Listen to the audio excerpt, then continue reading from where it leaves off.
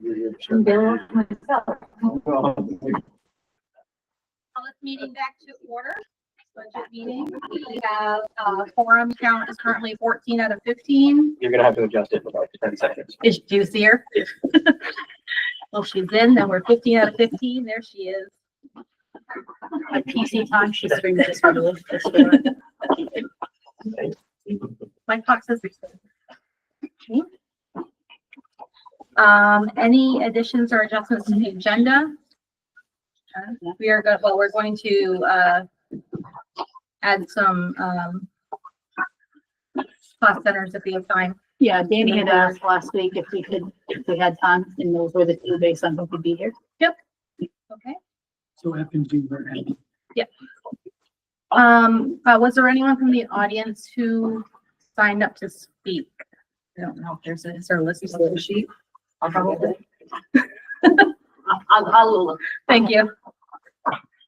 I was just adjusting. No, all right. All right. So we are going to head right into our agenda. Does anybody have anything before we get started? All right. So we are starting with Region 8 Mid-Coast Technology. Bobby is here. Hello. Hello. So I'm Karen as the PowerPoint of Sherry's.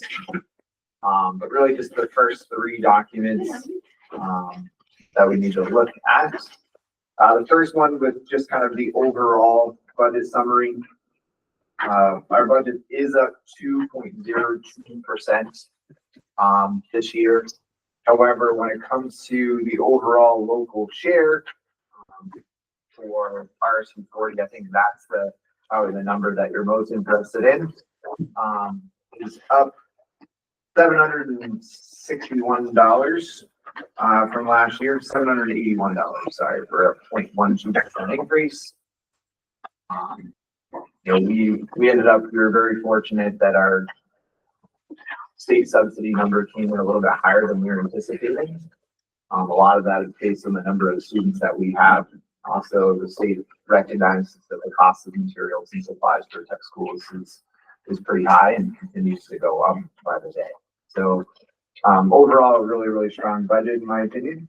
Our budget process starts with basically individual program teachers meeting with Sherry and I and asking for any type of materials and so forth. We then utilize state and federal grants to be able to take care of most of the minor cap and large equipment purchases. And so then it really is just the supplies that we are asking for and money for that. So the majority of our funding comes from the state, and the additional is from local assessment, paying for both the secondary and the adult ed program. Any questions when it comes to the budget itself?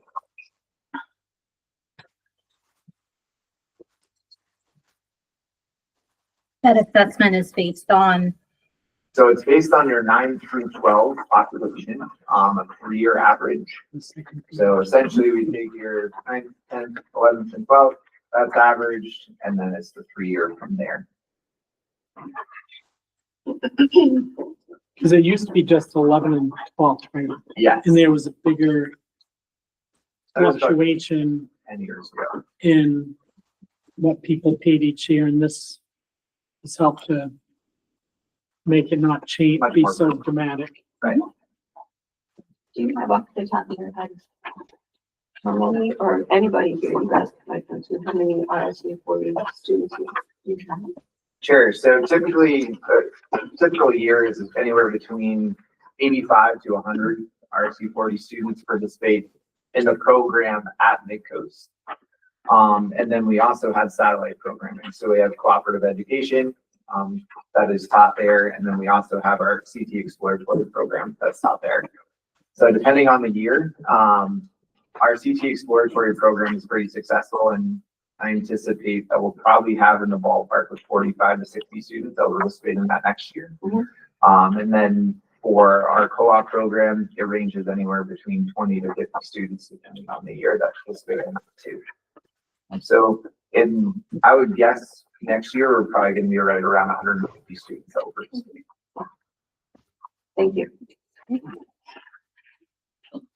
Any other questions?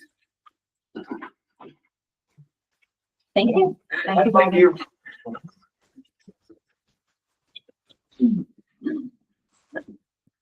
All right. Next is athletics. My gosh.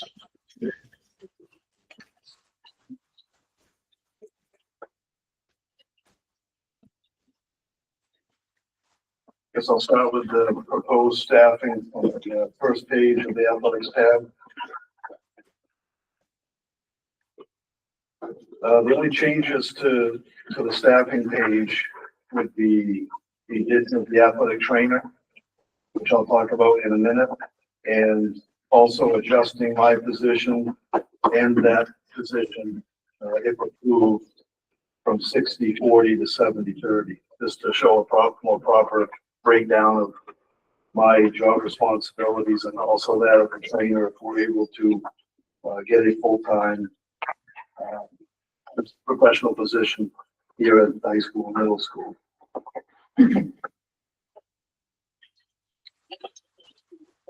The next page, which is the budget summary. Obviously, the yellow covered amounts are salary and benefits for myself and stipended positions. The white lines, I have not asked for any increases other than that of transportation. I'd like to talk a little bit about transportation first, because obviously it's a significant increase. I think the total figure is 44,418, and that is split between the high school and the middle school. I believe the breakdown is 34,700 and approximately 9,600 for the middle school. Most of that is reflective upon the change of the old figure that we used to budget years ago to the new figure, the transportation. So obviously that resulted in an increase. Obviously we've added some new sports. We've had a lot of successful teams that requires budgeting for the postseason as well. We just feel that that figure better represents what the true expenditures are going to be going forward. And to get that, I took the anticipated schedule for each team at the high school and the middle school for next year. The town, the number of contests, took a lot of work, the anticipated postseasons, and that's the number that I came up with to best reflect what transportation for athletics at the high school and the middle school will look like going forward. Obviously, it being a huge priority, that's why we place that in tier 1. And the other addition that I have asked for, which is in tier 3, is that of a full-time professional position for an athletic trainer. Just to give you a little background on that position, when I came in 2003, we did not have a trainer in our district. In year 2, I was able to work with Rockland District High School and Penn Bay to create a part-time position that was shared between the two schools for several years. Then we were able to get a full-time position at the high school and middle school, still through Penn Bay Medical Center. That was obviously a big step for our program in treatment of athletic injuries and coverage for contests at both schools. And 2 years ago, Penn Bay decided that they no longer wanted to be in the business of athletic training through their sports mentor program. It was not a profit maker for them. They actually probably were losing money. We were able to raise that overall contract from 30,000 to 40, and then the preceding year to 50,000, and then it ended. Currently, Camden, Oceanside, and Lincoln all have full-time athletic training positions that are part of their schools. They're not contracted or subbed out with any outside group. So full-time professional positions within their schools, and that is something that I would like us to seriously consider going forward. Obviously, those of you that have children that compete in athletics at both schools know that for the last year and almost 2 years now, we have not had a full-time trainer at Madomic Valley due to obviously not being enough trainers in the state. I believe that the opportunity to create our own position now coincides with the first fifth-year graduating class of the colleges in Maine of the new master's program in athletic training. So the state changed that requirement, and I think us putting in the budget helps us to have a competitive paid position with benefits that coincides with what we think and what the state thinks will be recent graduates or others looking for a new position. So I think that's probably the primary reason why I'm looking to do that now, even, with the financial situation. I think it's important. This winter, we were fortunate to be able to have a per diem trainer that have lived in the district, and she was able to give us at least 4 days a week. And I can assure you that what she brought in helping athletes return from injury was significant in helping our student athletes be successful, and certainly our teams. That is something that we had not been able to do the past year and a half until she joined us at a per diem level. Obviously, through all of our EMS, we've been able to get coverage for athletic events, which is important, but they have not been able to work with treatment and rehabilitation of injuries, and that's what Murphy was able to give us. So that's a huge component, and that's what we really would be missing without a trainer going forward. We think that having a full-time trainer in our district is the best situation for us, but it's also looking at the fact that there's no other outside groups locally that are looking to contract that out. The nearest one is Maine General in Augusta, and we had preliminary talks with them, but I don't think they're ready for that partnership. So that's why I'm proposing that full-time professional position here at RSU 40.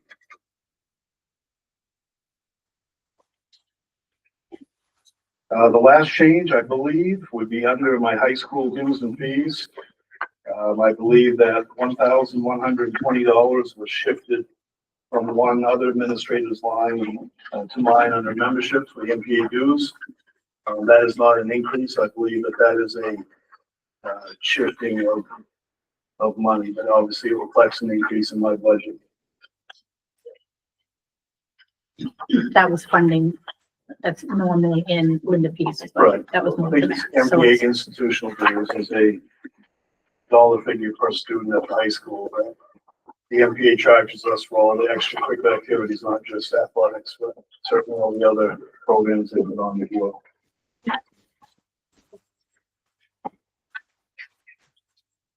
I'd be happy to answer any questions in regards to the proposals or any of the other white lines that are under here as well and what they represent.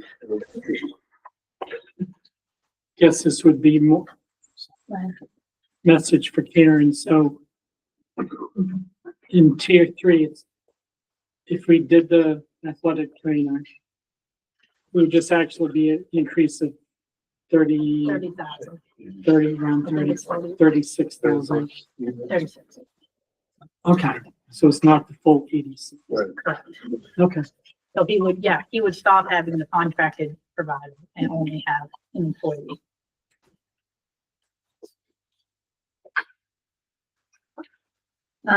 The extracurricular transportation, the increase in it, is that already in these yellow lines here? Yes, it is. That's not, okay, Yeah, and it's, right, yeah, because it's not a new ask, it's just that's what the. truing up what it's truly cost over the last few years with fuel increases, new, teams.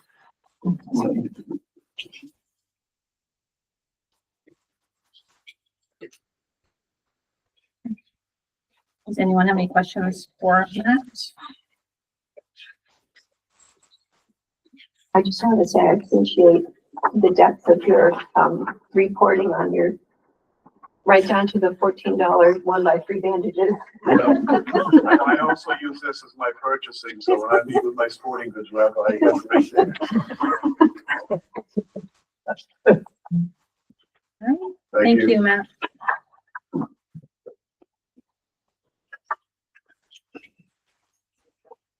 Special education.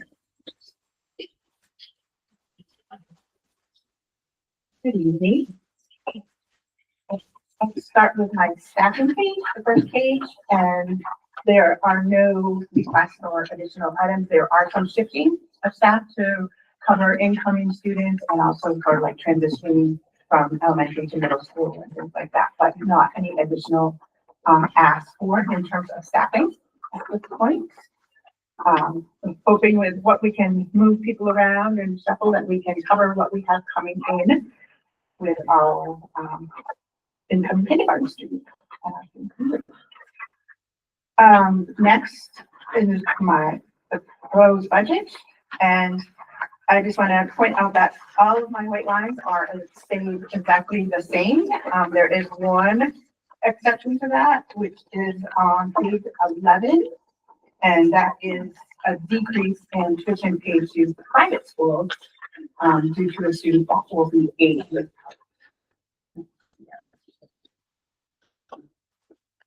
And then all the other white lines are no changes. Not proposed, I mean. Is this there looks like there's a reduction in staff actually? You go from 408 to 405. Those are students. Oh, those are students. Those Oh, students. sorry. I'm sorry, I saw that, and then I also saw in the yellow lines resource room, and it was less, what will say, a staff person, it looked like. That's why I was jumped to that conclusion. Where did I see that? Potatoes is. I think there were staff moved to different stores. Oh, Yeah, that's the probably total what it staff was. is still the same. Yeah. Okay, sorry about that.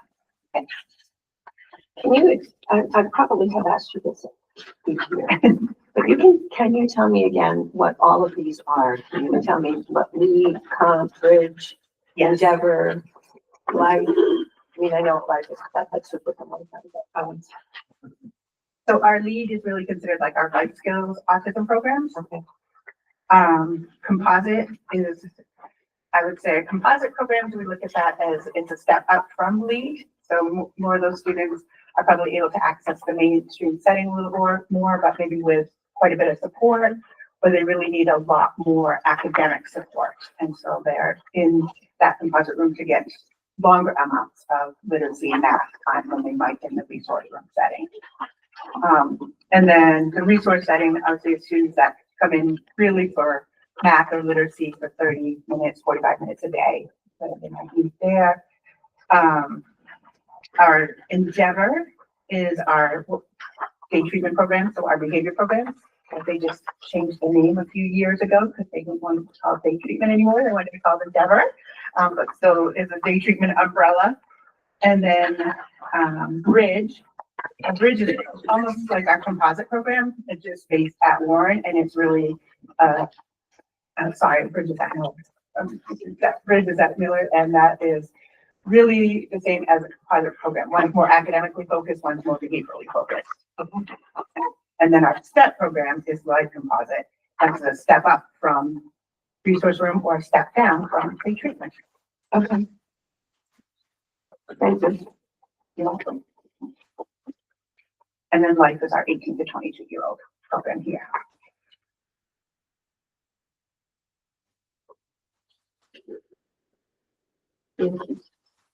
Yes. Go ahead. Just because I don't know about this, I'm looking at the speech 4.5. Mhm. And I don't know why we have, I'm just wondering why it's that number compared to everything else. Almost all of them are close to 50, except for the part-time person, who is about 25. So we have 4 that are throughout the district, and then 1 speech person that works 2.5 days.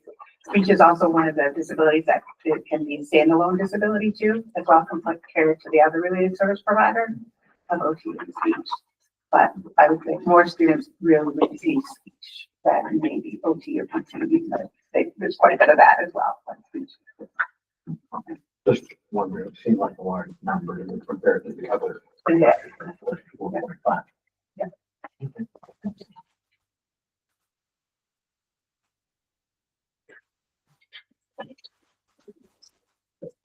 Rachel? What's a typical case for each speech on top of it? Right now, they're not our part-time person. She's about probably 20 to 25-ish between here and Prescott, but they're close to between 40 and 50. Yeah. Okay, thank you. They're very close to the 50 mark. Yeah. Which is one of the reasons about the 3-year-olds, you know, being able to add more to their caseloads as well as space, which we all know. Yeah. Do you have any idea of what the needs of like the incoming kindergarten class is going to be? I remember last year you kind of had a guess of what it was going to look like, so I'm just curious if you knew. We have had one meeting with CDS who have filled us in some of what the needs are.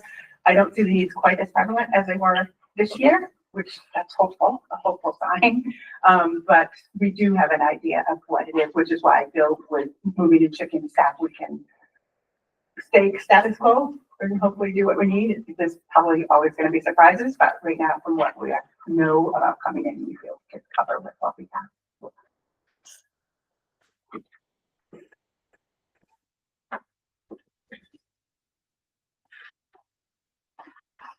Any other questions for Karen?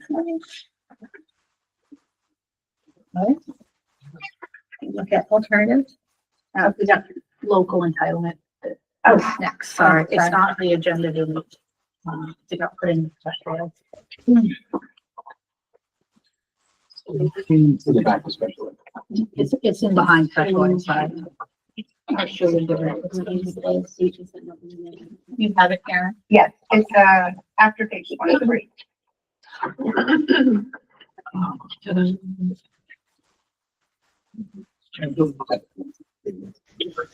So for local entitlement, and hopefully this stays as it is. As I told you at our board meeting, we have not heard any information that we might be facing a reduction or not in local entitlement. So hopefully banking on what we have received in the past will be what we receive now. Most of it, again, we pay a lot of it with our out-of-district placements, our special purpose private schools. We do have a little bit of the LIFE program in local entitlement, contracted school psychologists, part funded, rest of it there, and a part-time occupational therapist as well, contracted. And then our physical therapist, as she's 0.8 in the general fund, so for 22 one position to find her full time due to the needs and caseload there. And then that's the general school age local entitlement of what we use that money for. And then the pre-K amount is again to help fund the contracted OT.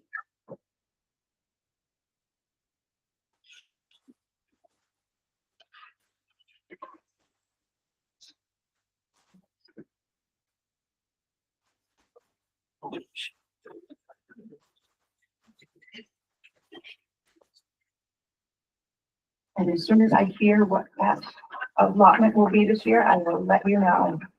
Or if I hear any whisperings about it. It's interesting that Titles has, but we have not, so hopefully that's a good thing.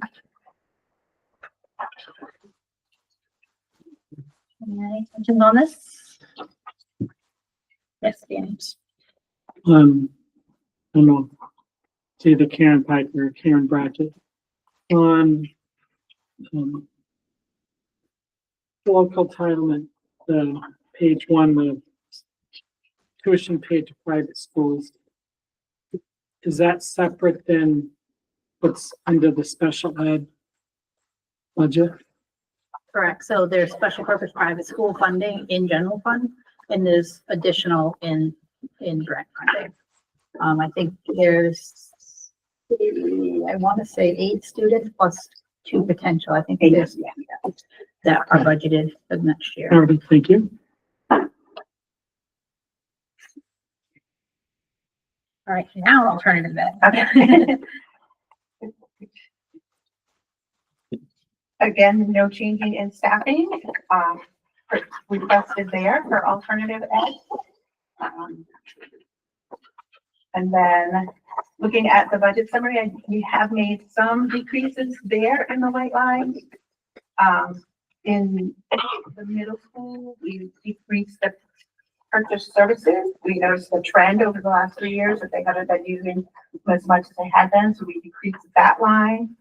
And we also decreased instructional supply a little bit as well because they hadn't been spending all of that as we look back on 3 years. So lines felt like they needed some adjustment there. And then the high school, those lines actually were being used and so those lines stayed the same.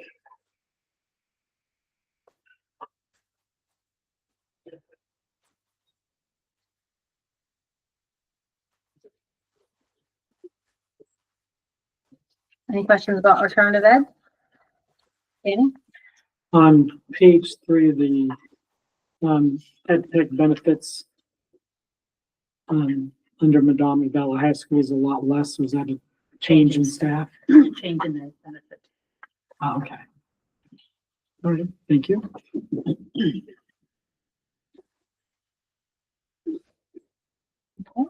Health services?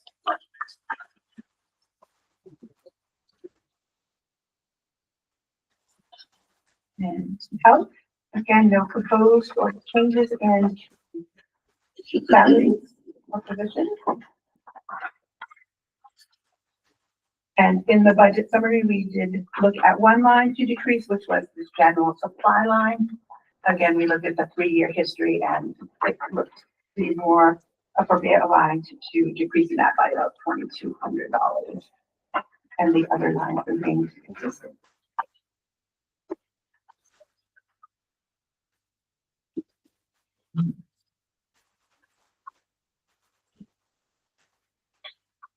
Danny? And the Karen Pike on 2 or 3 of the nurse aid benefits. Is that again just to change? Somebody taking insurance that hadn't previously. Okay. Thank you.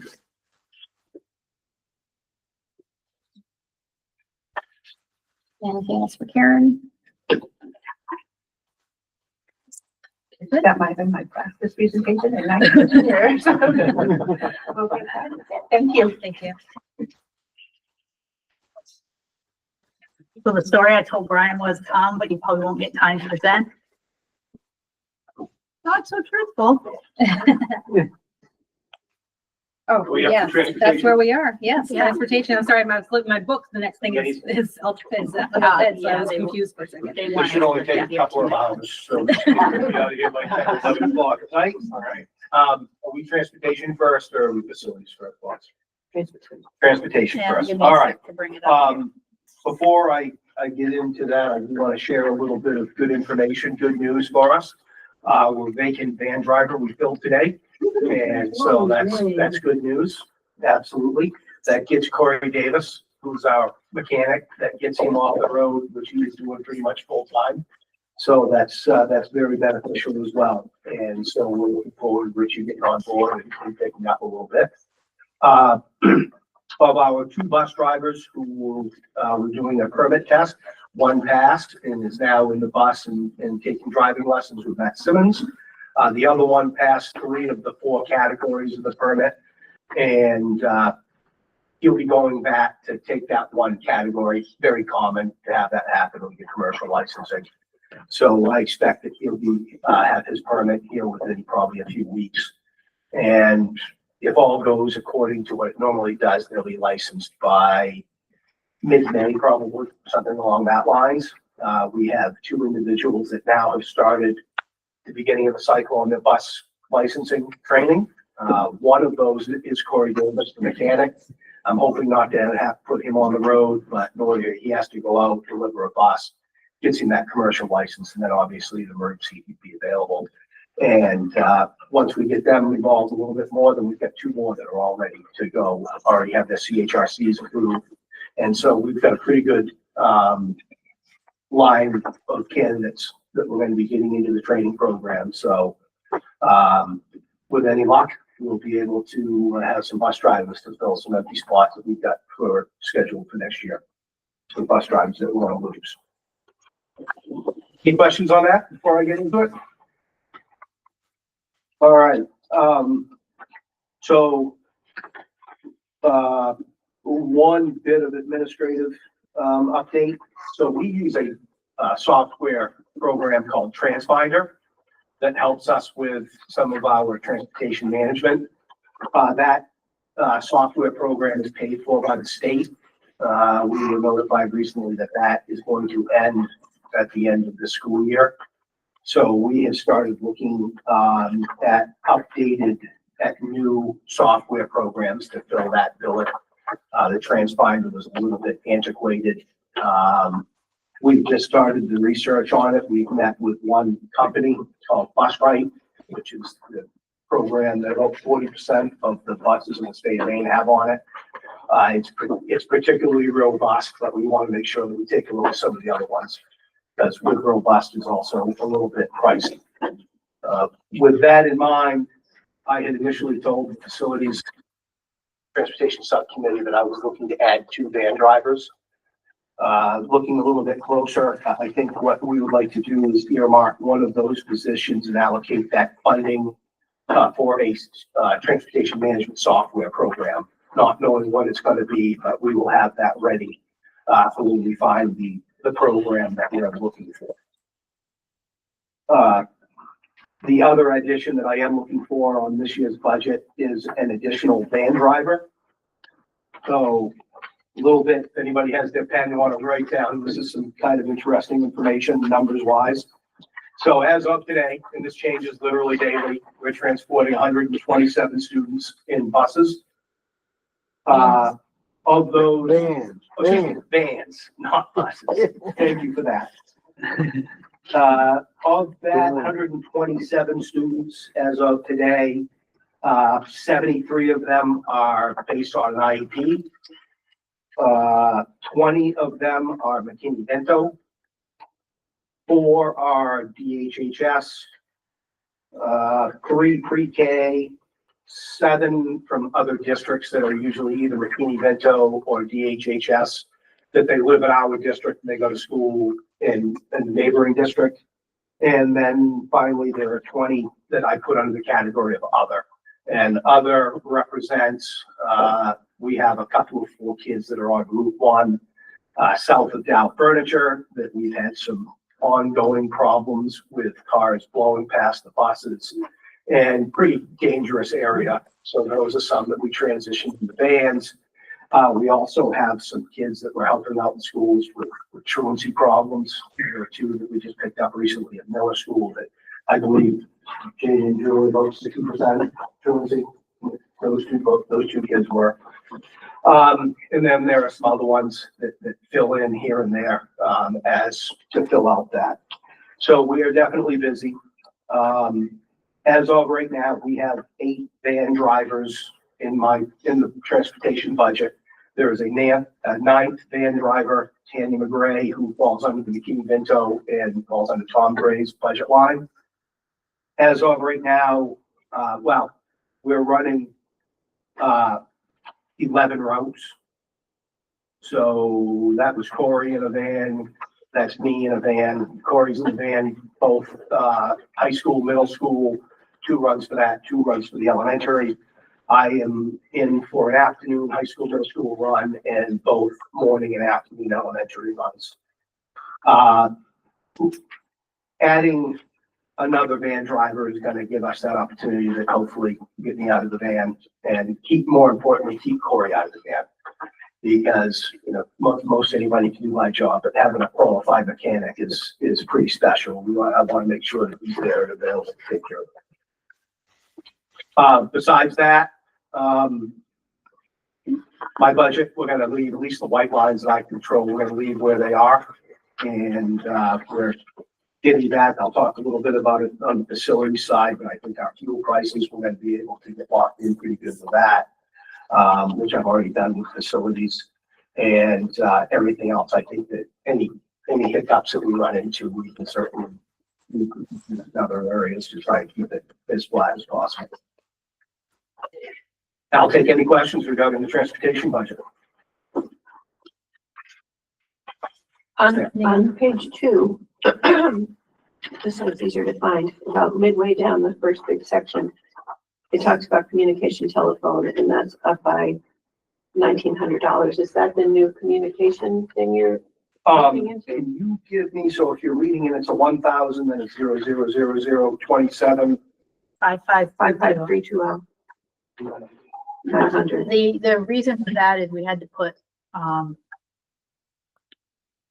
new line in at the bus garage. Help me out, Brian.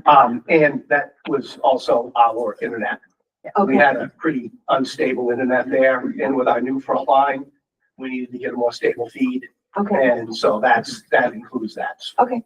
I just didn't know if that was the software thing you were talking about. That's not in here, and it's Okay. also not in the summary, because at the time we put the summary together, we were thinking true drivers.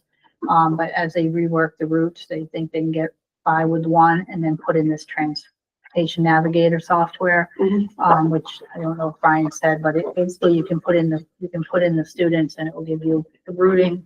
And, you know, for the day-to-day changes that the vans have to do, it'll make it be much quicker to figure out how we can get as many students as effectively and efficiently as we can, keep the kids on the bus the least amount of time. This bus ride actually provides a tablet that goes right in the bus or in a van. Mhm. It's gonna be, I don't know, for our regular route drivers and the buses, that is, the routes don't change that much. Where it is gonna be particularly helpful, either Buck Ride or one like it, whichever one we finally decide, is on a substitute bus driver, just jumps into a bus, brings up that route, presses enter, and then just follows the directions of, where to go. Mhm. And so that's good. It will also be potentially helpful if we don't have a sub driver, we have to go from 5 drivers, say in Waldeboro, down to 4. We can already have routes pre-built in with the 4 remaining bus drivers, just click on it, that's the new bus route. I'm not saying that it's gonna be as smooth as that, because it most certainly will not, but I think it's another tool that we have to try to make sure that we're getting our kids to school with as limited impact on the parents as what we can do.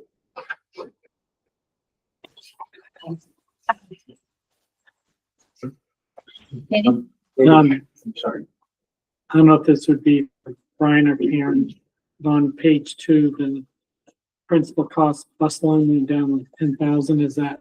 Right, one so less? what we're proposing to do there is, only get 1 school bus this year and 2 vans. Because, with COVID and ESSER money, we were able to kind of get a little bit ahead on the bus side. But in the meanwhile, the vans are putting on a lot of miles, and there's a couple of them that's had some pretty significant transmission issues, and I'm talking like I know what I'm talking about. So we just really need to have newer. The oldest ones were already a year old when I got here, so they're 6, 7, and what's the mileage on some of the oldest ones? Mine is, I'm at about 140,000 miles on it right now. So obviously it becomes. And I'm on a light run and I'm putting probably 60 plus miles on it a day minimum. So that's the switch. It's just moving between the student transportation vehicle line is vans, and the principal is the buses. So it's just moving. I would just ask, because way before you got here, one year we cut back on a bus purchase, and it's No, we have a screwed whole us up. life cycle of all the buses and how many miles they have on them, and we try to keep the buses at 10 years. But some of them aren't driven as much and some are driven more, so it's kind of 8 to 10 years. And then the vans, we're thinking 5, but we're already getting some into the 6 and 7. So we really We've need got to- vans that are getting 200 miles a day put on. Thank you.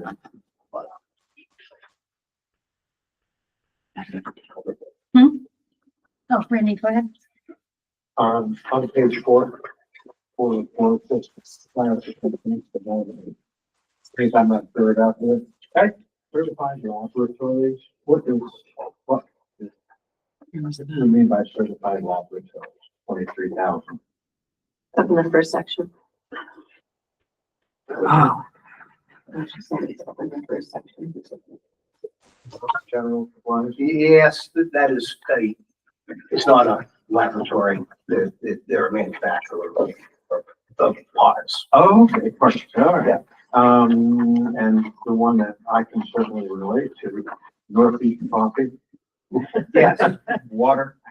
yes, Do we not have? it's undrinkable I at was just gonna at say the bus garage. Understood.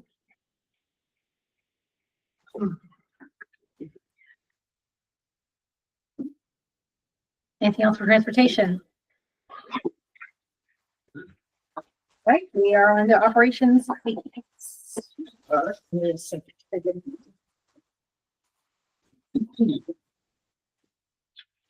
So, Karen, that challenged me to say this, but I'm not going to. We're gonna do everything, we're gonna keep out the budget for all intents and purposes flat. I am looking to shift $750,000 from my budget into what would become debt services. And that was with a challenge that she challenged me to tell you all that I was reducing my budget by $750,000. But they refused to be going over to debt services to allow us, and that would go towards some capital improvement projects that we've got scheduled to start this summer and then potentially work out through beyond that. So that's reflected in that summary sheet that I presented on the first night. It just shows 750,000 leaving his budget going into that service. This gives us the opportunity to do more work, in a period of time than it does by keeping it in the bank's budget. Besides that, we have already locked in our oil prices of propane for next year and got them in rated just right at slightly under our prices that we had this year. What we're finding is that might end up having a little bit higher use to compensate for the little bit lower pricing. So that should break about even, and then everything else seems to, I think that we've got some small increases, obviously, in our lawn care and our contracted plowing, but again, we can compensate for that for in some of our areas.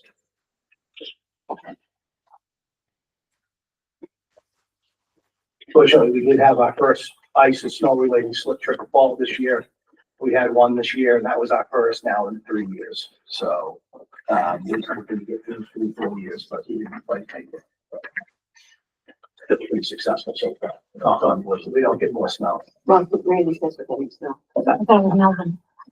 Melvin. Melvin. I don't know what they call I don't know. What are you talking about me? What? Looking and following? No, you're saying it's gonna snow again. Yeah. I'm gonna get a foot. Brian, do you want to talk a little bit about that Next Saturday. 750, and I'll bring up that summary page? That's all right. Pardon me? If you're done with that, do you want to talk a little bit about the 750 that's on the summary page? The Sure. projects that, I don't have my summary page, but I can certainly talk to it. So what we figured out was that $750,000 will allow us to do between $6 and $7 million worth of projects, depending on the interest rates and how that's broken down.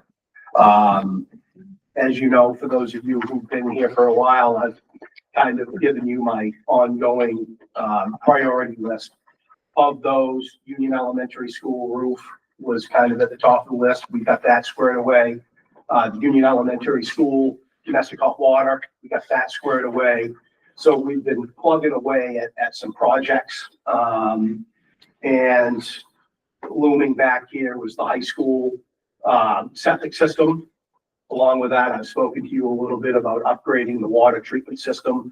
We've done some of the upgrades. We need to add an arsenic treatment system and potentially get a larger holding tank at the high school to limit some of our water shortages that we have with big crowds. So for this upcoming summer, we're kind of looking at a a boiler, probably a biomass boiler is what it's looking like right now, that will service both the high school and middle school. That will give us the room where we can remove the boilers, out of the high school, which would give us the room for the arsenic treatment, larger container, storage container for that. This would sit outside, probably over off Miller Road, adjacent to the facilities building. So we're looking at that project, as well as, the septic system, and then a couple of other smaller projects at some of the other schools. And then looking out a little bit forward, into the summer of 2026, then we'd start getting into some of the controls I had talked about that are big energy savings, our controls, our valves, all those things that, we're always chipping away at on for service that are failing, and why we have one classroom in a school that will be 78 degrees, and then the classroom right next to it will be 62 degrees.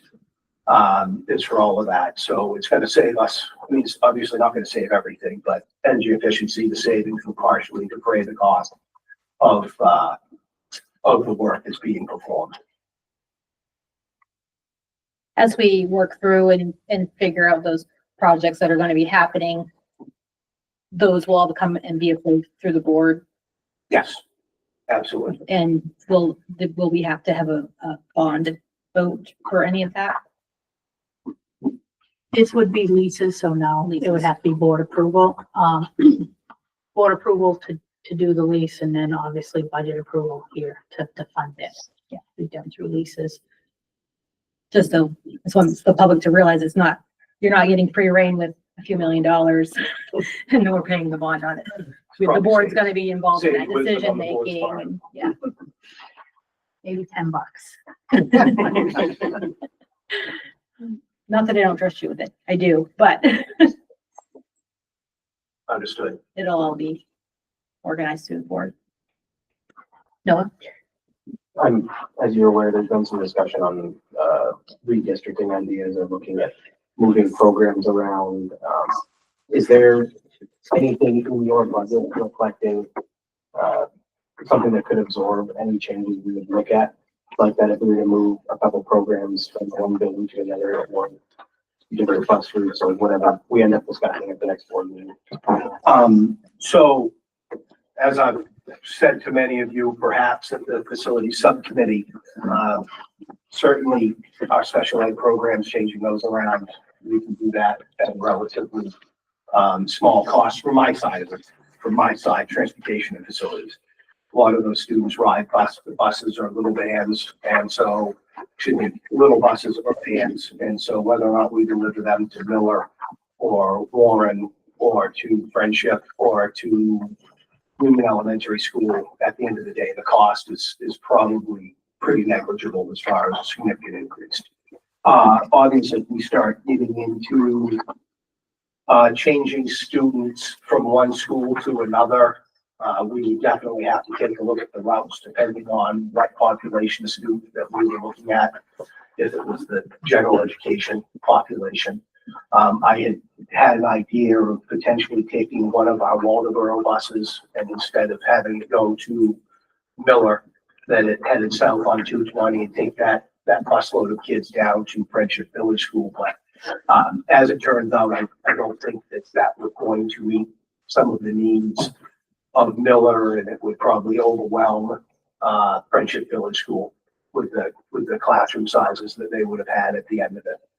So we are continuing to look at it. At this point, I think that this becomes a point of gonna have to look a little bit deeper, and I become less important in this, and as far as figuring out the space and which is the best way to do it. And so at this point, I think that I'm gonna have to be a little bit reactionary in giving feedback back to it rather than being able to be part of the solution, because those are the two easy ones that I could do with limited input. Yeah, so I'm gonna share, enrollment information that Steve put together. So you helped us segue right into that, Noah. Yeah, thank you. No. So I wanted to share with you some information to help you understand just how many students may have to move and where there might be room for those students. So if you look at this spreadsheet, the top two rows summarizes Miller School. So first, you have the projected enrollment for next year, and then right below that, if we were to staff Miller School with 2 teachers per grade level, I'm targeting class sizes of 16 to 20 students, so I'm using 18 for this example. The number of students that would have to move in order to bring those class sizes down to 18. So you can see for each grade level what the numbers are, and over on the far right side, you can see that it would be a total of 72 students. If we were to bring class sizes down to 16, it would be around 100 students that would have to be moved to another school. And if we targeted 20 students in a class, it would be closer to 50 students. One thing I'd like you to see in this data for Miller School is the difference between the lower elementary and upper elementary numbers. Notice that through grade 2, the number of students that would move are single digit numbers. And when you move to the upper grades, there's many more students that would have to move. And I think what we're seeing there is the change in enrollment over time. As our overall enrollment declines with each incoming class, we're seeing smaller class sizes and therefore fewer students. So this is part of why I proposed that we look at a gradual transition over time, because I think if we can be patient with this, I'm guessing that we would probably move about half as many students if we could allow students students projected to go into 3rd grade, 4th grade, and 5th grade to move into the middle school and high school. So it's using 18 students in a class, it would involve moving about 72 students. If you look at Friendship to bring those class sizes up to 18 students, you can see how the room there at each grade level with, I think, a total capacity of about 66 additional students. Fewer if we were to target 16 students and more if we were to target 20. Union doesn't have quite as much room, but there's a little bit of room there. A total of 22 students could fit there. And then at Prescott, you can see the room across the different grade levels. There's room to potentially move 37 students to Prescott. And then at Warren, it's a little bit of a mix. There's room at the lower elementary level, but not room at the upper elementary levels. So this gives you an idea of the total number of students that may have to be moved and where we may be able to move them to. Happy to answer questions.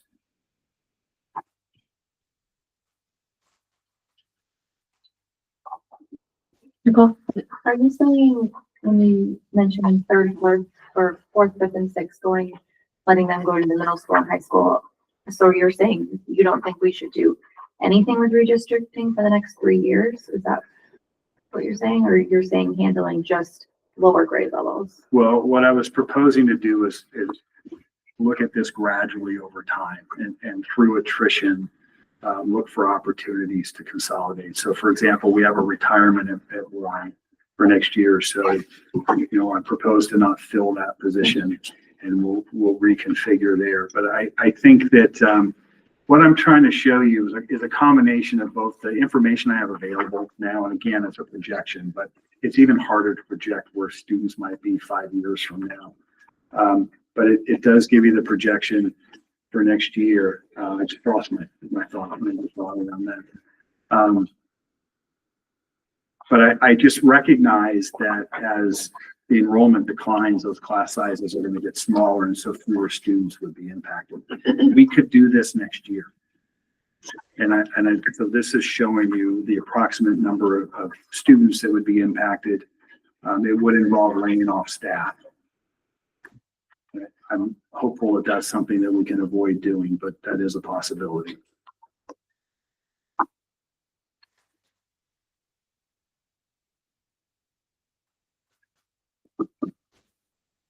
No. Really useful information. I guess it was this wasn't really what I was thinking was necessarily the target. I think like class size issues are more of a building by building problem rather than overall district is what we were kind of talking about this year. I think it was more looking to address the space problem that Miller has specifically. So I guess even though it's not just moving kids, shuffling kids around, it's more, I thought we were looking at like solving that one specific problem, I guess. Well, so remember, part of my proposal was to move one of our self-contained special education programs from Miller. So that would create classroom space there in the short term. Julia does have a need for an additional teacher for 5th grade. But over time, this would make 6 classroom spaces available at Miller. And that would address space issues there.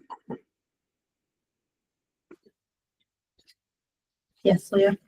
It would make 6 classrooms available, like entire classrooms. Is that what you mean? Yes. Years from now, When? not now, which is when they're needed. Yeah. Yes. It would be gradual over time. Well, again, we could do this next year. That would be the most abrupt change, right? The most people impacted in the shortest amount of time. What I was hopeful we'd be able to do is do it gradually so that as people retire, that we don't fill positions and then we look at reconfiguring where students attend. Nicole? Nobody has answered yet where this program at Miller, special education program, would be moved to Union was the proposal, but where? Is it up here or is it downstairs? Where? Downstairs. Where? Well, there's a classroom that's currently used as a staff room that could be repurposed. Bathroom. You know, if we could also look at possibly moving the library, if we had to. I think that's probably more involved than it needs to be, but yeah. Rachel? Can I ask? Again, I've not had tour of this upper part of the building, so I can't say that I know exactly what happens up here. And just on the pass through, it seems like there's a lot of very large office space. And having seen Miller with, you know, kids learning in old bathrooms, is there like, there's no other option to, I've been downstairs a lot. I know what happens down there and it doesn't, I mean, we're well suited, but to move a library. I'm just, could you elaborate a little more on the thought process of having them go downstairs as opposed to coming up here? We want to include the kids in the school. I right? see, okay. We don't want them to be separated. So to make them part of the school program, we think it's important that we find room for them. That makes a lot of sense. Thank you very much. Leah? I don't know, if Julia, how many classrooms do you need? I know you're making do with what you have, but What's your dream number, Julia? no, don't tell her that. You can tell Julia that, don't tell me. So, I requested a 5th grade classroom. We need a music room. We need health and world language. That's a minimum of 4. And you're gonna have 0 to add into the mix, maybe Eventually, in a couple of years. next year. So ideally, we would 2 move years. 3K up to, so 5. So that the 3 to 4 year Go olds down will in be the new down. building. With the new playground. Their space. I guess I don't see how reducing class size is gonna get us where we need to be in terms of space. Well, it'll free up 6 classrooms. In how many years? It could be done in one. It could be as soon as next year. Yeah.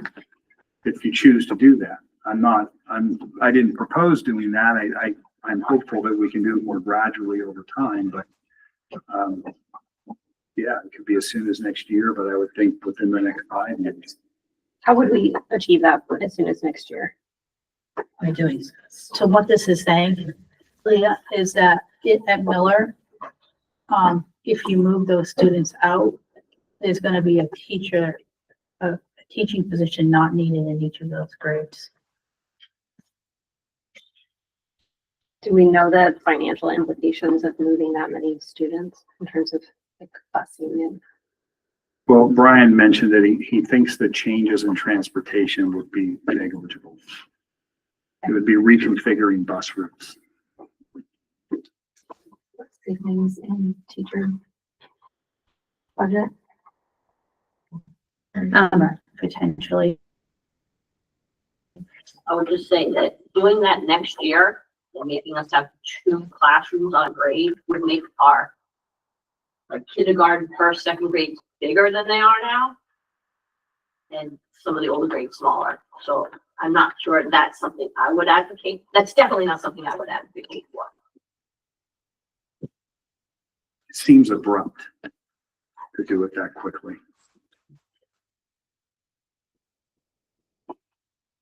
Rachel? So I also want to sort of make sure I have a good understanding. Some of the programming at Miller would not necessarily be available at the Friendship School, correct? Because as much as we'd like to think about kids, like, you know, if these aren't like sheep in a stall, like they each have individual needs that are, you know, you have more programming at your school. So it's not even as simple as like, okay, so every kid who lives south of whatever line you draw, Right, we can't. it's not that. Some of simple. those kids are in our special ed programs, so could not go. They would have to stay at Miller. Okay. So there was, when we had the complete list, and then I went through it and took out, okay, that student can't go, that student can't go, that student can't go. I left in a couple that were siblings of students that are in those programs that would have to stay. So those parents might ask for a principal's agreement for them to continue to stay at Miller. Anyway, I have one more sort of question. Anybody else? Okay. And I'm a child of the 80s, and there were portable classrooms everywhere. Is that, do we do that still? Do we not? Like, is that a thing? Like, We have no room, we have no room. there's not even a room. We have no room. Okay. But we don't have room to put them anywhere. We actually have like, what is We it? have no space. But The no, second lowest acreage of any other school in the district as well. So not only building space, but acreage. So we'd have to take up, you know, like the driveways and the playground and kind of thing. just airdrop them and On the roof. Parachute. parachute. Yeah. Julia, I guess I'm confused how, if, maybe I'm not understanding what you're saying. If we shrink the upper grades, how would that make it, the lower grades be bigger?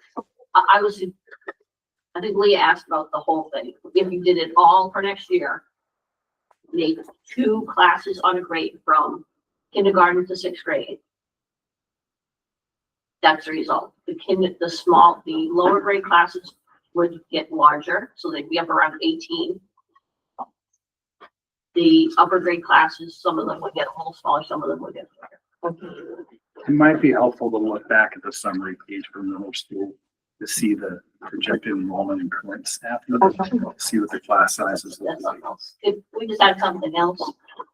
Add on to that, so 18 students sounds delightful when you have 18 students who are there prepared to learn and ready to roll, but when we're also looking at the behaviors of the students that we're getting in, and then some of the needs of those students that are in our specialized programs, then you add adults into the classroom, so it's not just 18 quiet little first graders in a classroom. It is, I mean, I put on 6 to 8 miles last Thursday just at school.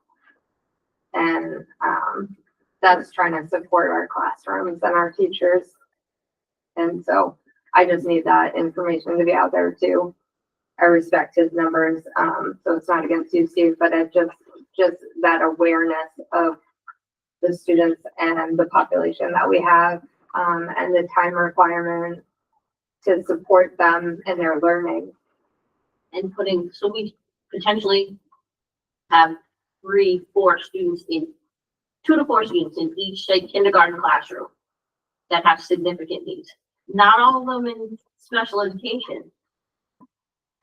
Those are not necessarily kids we can send to a school that only has 1 class on a grade. because they can't all be, they couldn't be together. Some of them, even two of them together is too much. So that's something else we have to think about. I wanna, I was just gonna say that I think that what we're looking at is something in between. It's not doing this all big thing at one time. It's maybe doing a little bit and then also waiting for those class sizes to get smaller so we can slowly, over time, not replace staff. But I don't think choosing not to do this, I don't think that means waiting completely. I feel like we need to do something.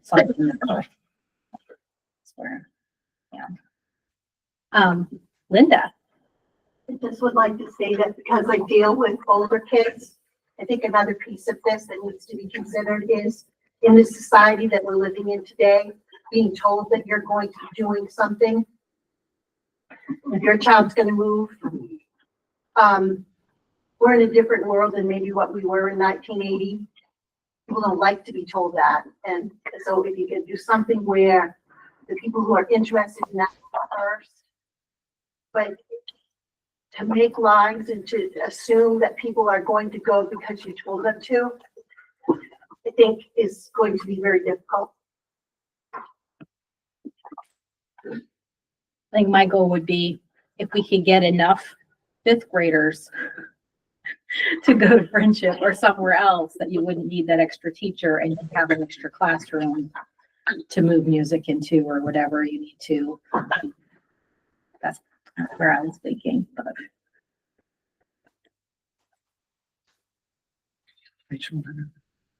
Rachel. So Melvin can go. Okay, Melvin can go first. Well, my question is for Brian. I know he's getting kind of tired. It's getting kind of late. He's been here since 4 o'clock this morning, so. Not quite yet. Yeah, I'm all for this hog boiler, you know, to burn wood chips. But I've been thinking about it just like you've been thinking about it. Where's the scale? You know, we're gonna buy chips. And truck's gonna be weighed in and out. So whether the scale's gonna be built into the project, so we have our own scales? No, Because public scales are scarce. yeah. So it would be just like if you were cutting your wood lot and you're taking them to Sappy. You're gonna get your weighed in, weighed out at Sappy. Right. Getting salt, you know, Morton's handles that out of Searsport. Here it would be, they would weigh in, they would weigh out. Because we'd be getting tractor trailer loads. Right, That kind of time. but we gotta, you know, every load of chips weighs different, Yes, oh, absolutely. But right? So, you know, we're gonna be buying them by the pound, but by the time, yeah. absolutely. You know, that would be how we'd be. So we're gonna have to put a set of scales. Well, I think that most people that use it do not have scales. They go with the provider on their weights. I mean, they give you a scale sheet that weighed in, weighed out on it. Just like, again, when I had my woodblock cut here 10 years ago, we did the same thing. They give you your weight, your scales, slips for each load. I'm not saying that there isn't way and give us light loads. I'm just saying that that's, generally speaking, that's how they handle it. I think that by the time that we get into installing our own scales and then maintaining them and servicing them and making sure they're Calibrated, they're all that, you know. We used to have a set of scales in Rockland, say that with public scales, anybody could. For a fee, you could drive across them, but they're gone. Yeah, maintaining them's too expensive. Right. The only one I know that has scales in the vicinity is the cement plant. Very likely. So I hadn't considered that as a. Well, concern. you know, I've been thinking all the time, you know, because there's all these, you know, what's the difference between buying oil and buying wood chips? And then you gotta, with the wood chips, we gotta have an operator. Because that's gonna run 24/7. Yep. You know, somebody's gotta feed them chips in there. You can't do it. You need to be doing your work. You're not doing that too. It's a little more automated than that these days. I mean, there's a hopper that you feed and then that hopper we'll take them as it needs it. we'll take it, the automation that's involved. Now, there's no question, there is absolutely some service, some local, we would continue, we would basically change our service contract with Siemens, from 2 oil or 4, oil burning furnaces or boilers to this, Yes. biomass boiler. And I've actually run this past our Siemens technician, and, he's pretty positive about it, as long with some stipulations as far as the setup of the system, with shut-offs on both ends and being able to, shut off a specific building and that kind of stuff, but he's pretty excited. One of the differences is environmental. Wood chips versus oil. Yes, yes. And there's significantly more incentives from, efficiency Maine with the wood chip boilers. I mean, that was one of the criteria that we utilized, was that there's gonna be not just the incentive when we first put it in, but a yearly reoccurring, rebate refund that we'll be getting. Rachel and Noah. Yeah, I'm a child of the 80s. That, well, at least 10 minutes ago, it's gone, but thank you.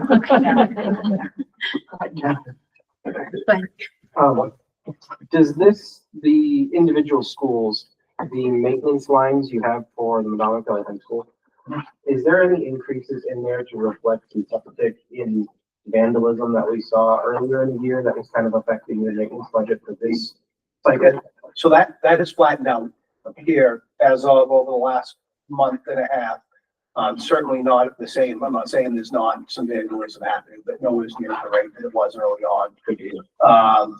And I'm hoping that we'll be able to make that happen. And, the fallback in all this is that I have at my district level 54, 300 line, which is services, that's money that I would like to have to do some small projects, some insulating projects, soundproofing Miller's, current music room, some stuff like that, smaller end projects, but obviously that could be rerouted if it came, if push came to shove. That would be the money that we would utilize. Thank you. Can I say Yeah, something? Linda. I'm sorry. Since you brought up the vandalism. Part of the reason why the vandalism has slowed down is that we've closed bathrooms because we don't have enough people to monitor all the bathrooms. So we've closed down 2 boys' bathrooms. They are just not open during the day. And we've made another bathroom. One of us administrators tries to sit outside at a table and sign boys in and out of the bathroom. Vandalism in bathrooms happens in high schools everywhere. We've worked really, really hard to bring it down. But it is not easy, and it's basically probably, I don't even want to say what percentage of our time is spent on bathrooms. And so just recently, last week, the girls started filling the girls' bathrooms with smoke, and so I closed the girls' bathroom. Immediately got a parent calling me and saying, "You closed all the bathrooms in the school except for one." No, we didn't. We closed one bathroom that was full of smoke twice in an hour, and we closed it for the rest of the day, and then we opened it up the next day, and we thought we had the person. The problem is that it is really hard to catch bathroom damage perpetrators because we can't have people in there for privacy. People can hide vapes and things that they put down the toilet in their bras and underwear. And when we search kids, we do not touch them. And I think that's really important to let people know that when people say that we've searched somebody for something, when I search somebody, I deliberately say, "Okay, could you empty your bag for me?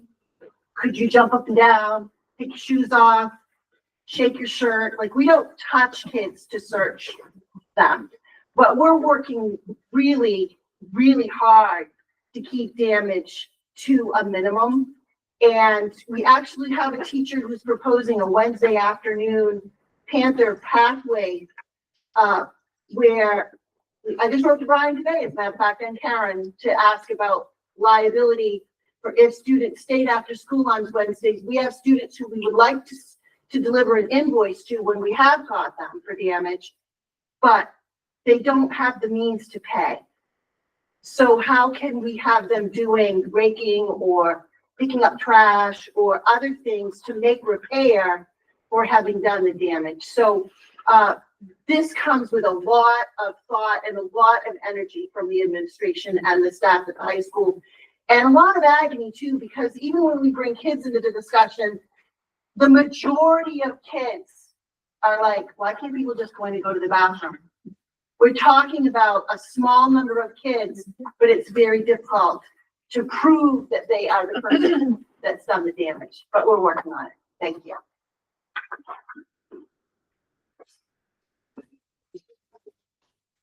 Thank you, Brian. Does anybody else have any questions for Brian?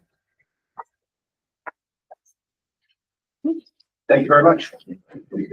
So we are going to be discussing this redistricting stuff at our next board meeting. So we can continue that conversation there. I am curious though, Julia, what is your proposed solution at this time? What would you like us to do? What I like to do? Yeah.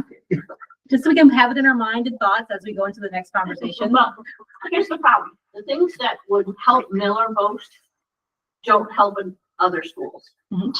So the easiest thing would be to move to sixth grade. The easiest thing for us. So Josh is here, all right. Easiest thing for us would be to move to sixth grade. That gets us 3 classrooms right there. I know that that's not an easy thing for the middle school, but you asked what would what's my wish list? That is potentially.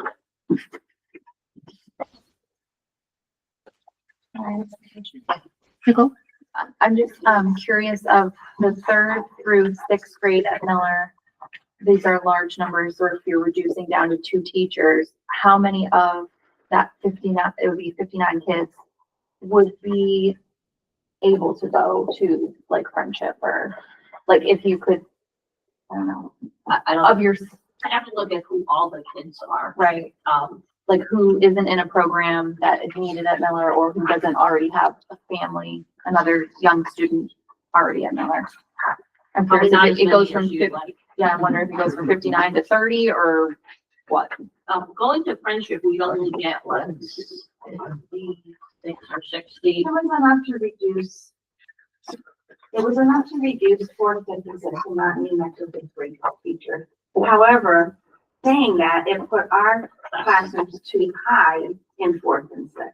So that's probably. It put our classrooms like at 23, and we have very small actual footprints in our classroom, and plus, we're not trying to get classrooms with 23. We don't want, a solution to our problem to hurt other schools. That's not helpful to anybody.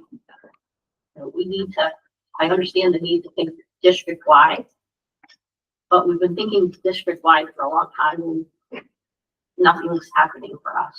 The other thing, we look at moving that one bus route, which I didn't quite realize until we looked at where those kids were located. Some of them on Main Street, Marlboro, they're almost walking distance to school. It doesn't make sense for parents to have them all the way down to Friendship.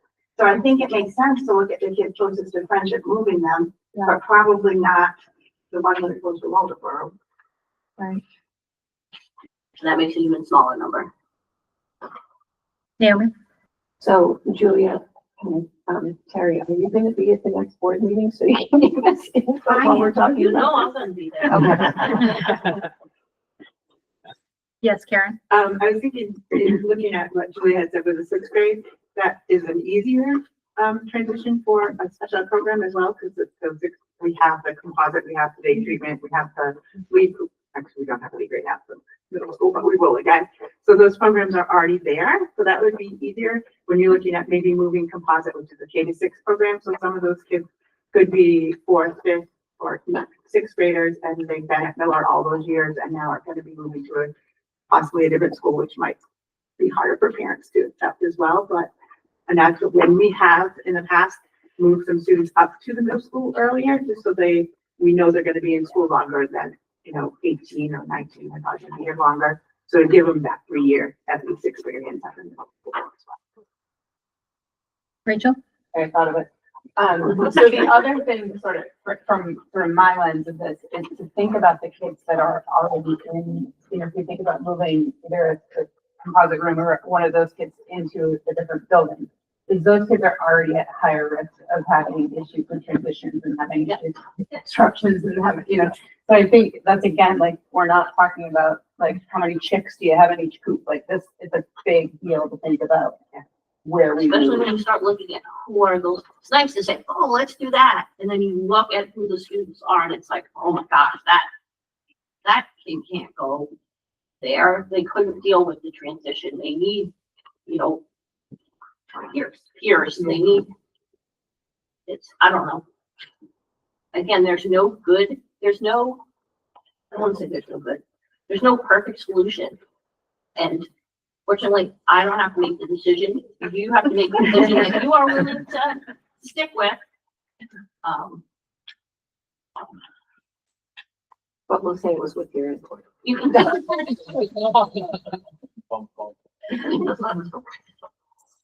Are there other aspects of this budget we want to discuss before we adjourn for the night? I'm just gonna take a look at that budget summary page. Is there any questions on some of the things that have been requested? I know we just have a couple of cost centers to go through next time, but it'd be nice if we had kind of an idea where we were headed, because I don't think those are going to be too significant for a decision. Danny? Just looking at the agenda for, next week. Can we add like letter E and put discussion so we could start the discussion? Yep. If we have time.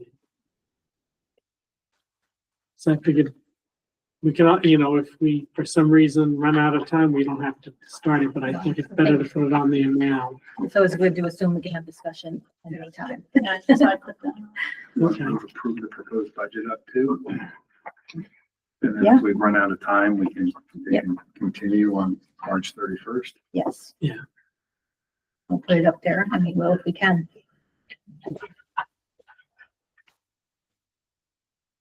So is there anything regarding redistricting that you need me to put together today?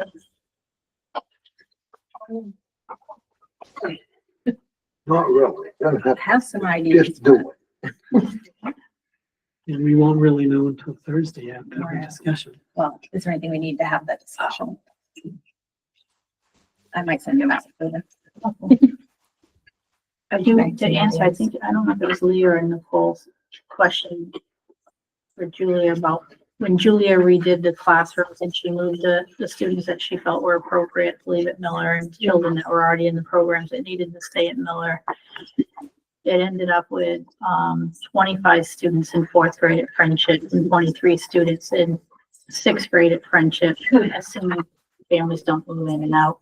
That was based on the bus route that they. Based on the bus route that we talked about. It doesn't have to be that exact bus route. We just took a scenario and placed it in there. And Miller then went to 38 at fourth grade, 42 at fifth grade, and 36 at sixth grade. And the smaller grade time is relevant, I don't know, but That's kind of what I'd like to see is there another option? If it's not that bus route, can we rearrange a couple of the routes so that we do have a bus of children that can go to Friendship to help bulk that school a little bit and ease Julia a little bit, even if it's not that bus route. I don't have the map with the names or that's kind of stuff I'd like to do if I had it, but Brian and I and Sarah can look at a couple of the other groups that are close. Brian, can you hear? Yeah, he's. or it might be a change that needs to be made in the route. You can't hear a thing, can you? Sometimes. I can barely hear. Julia's asking, can we look at some of the other routes to see if maybe, instead of just taking that one, is there a way we can maybe Sure. Could I mean, rearrange we can a couple modify- to we modify. can absolutely modify the routes. to get some students down to Friendship? My idea was just to, I mean, one bus going to Friendship rather than there, and if you need to modify a little bit to get a certain section. I mean, obviously, the more that we try to pinpoint specific, we want 10 fifth graders, we want 5 fifth graders, then it's gonna lose its attractiveness from a cost perspective. It's gonna become more expensive to do that. But the juice may be worth a squeeze. And that was, I thought that was something simple that potentially we could take some pressure off of Julia. And then, you know, I kind of look at things like in Neanderthal, I was like, hey, round hole, round bowl, we can make this work. But Yeah. but obviously, the smarter people looked at it, that wasn't a viable solution. Could it be a possibility of parents volunteering that may want to send their kiddos in? Yeah. A lot of parents. Even a few extra. I've got Leah and Rachel. It's all very complicated, but what's the implication of like, we pick out our students that we want to put over in Friendship, and then they move, and then we need those, you know, so it's like you've got constantly shifting students and numbers, and you might have somebody who lives near Friendship this year, and then next year they're Main Street, Waldeboro, and do we keep switching schools, or do we have to keep moving the bus routes around to find all the students to keep? I mean, one of the things about the little schools is there are times like, I don't know if Crystal's here, but she has a kindergarten class that's what, 22, 23 kids this year? Because it just is the number of kids in that town. So there are times when the little schools have more kids than they would ideally like to have, and it ebbs and it flows. Just like Carrie has one now that's 4. I'm sure ideally she would rather not have just 4 students in a room, but Crystal also would probably like not to have 20. It just happens in the 3 small schools. That Rachel and Brooke. Is there a way, without inciting riot, to maybe gather thoughts or interest, or, you know, because I do know that there's kids, like I can think of one kid I know off the top of my head who lives in Warren, and family drives down to Friendship for a smaller class size. Is there a way to sort of put that out to the community and be like, hey, look, we offered this. Where do you currently reside? Where does your kid currently go to school? Where would you be willing to go to another school? Just to give an idea, you know, maybe it's way more people than we think it is.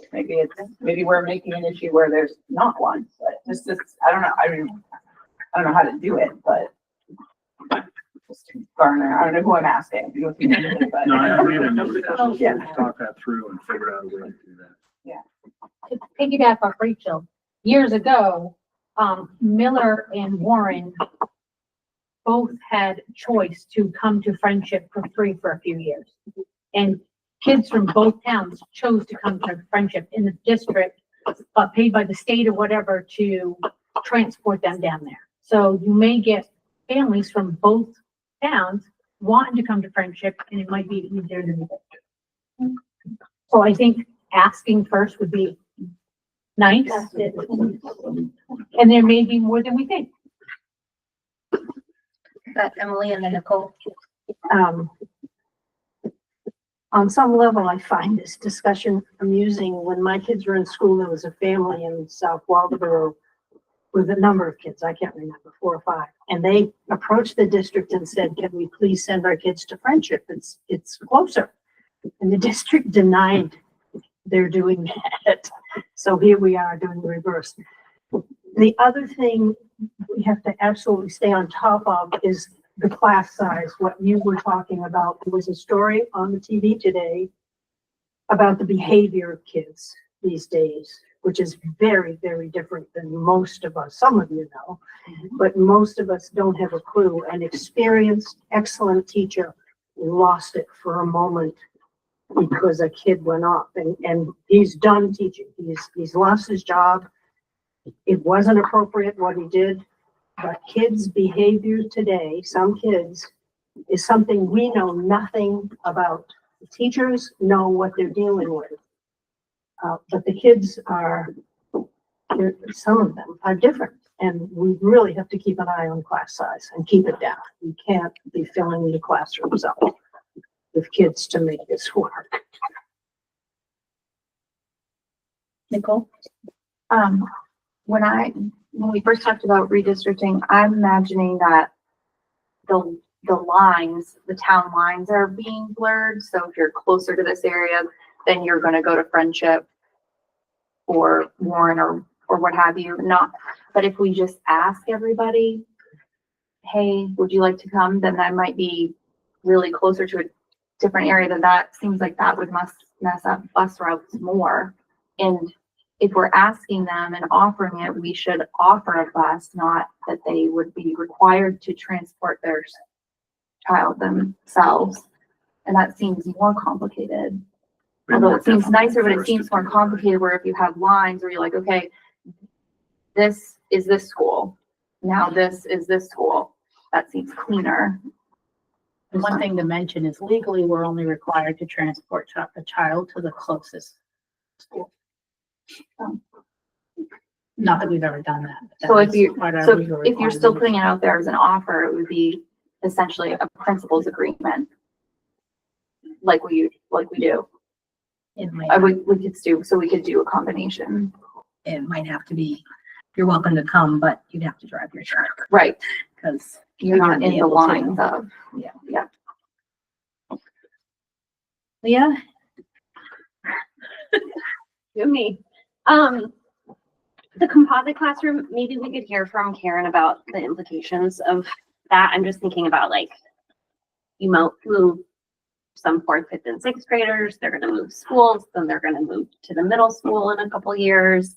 And always the goal of special education is restrictive environment. So what happens if a student is in that classroom and then is gonna move back into a general education setting? Are they gonna stay in Union? Are they gonna go back to Miller because that's their home school? So there's that complication. And I think it'd be good to hear from, maybe not tonight, but you can think about it then. Yes, and we do have that information, we'll get that, so I don't have it with me, I don't have Yeah. a computer with me or anything, but Thursday. I do have it. Absolutely. Rachel? No? I completely understand. I do. Karen, if you don't mind, I'll speak to a little bit on that. Yeah. So the information that Casey and Karen shared with me is that there are,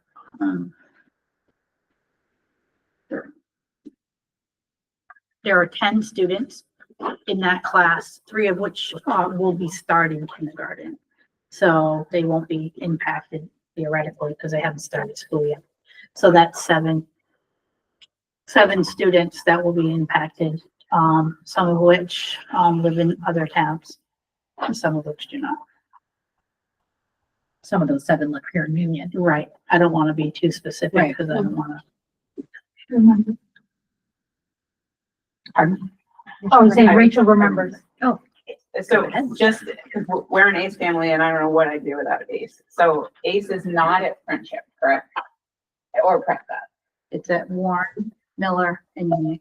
Oh, I thought it was at Prescott. Thank you. But Jerry did talk about if the numbers were there, they could have it. I'm assuming the same would be for Washington. Yes. And it would be if ACE had the capacity to staff it.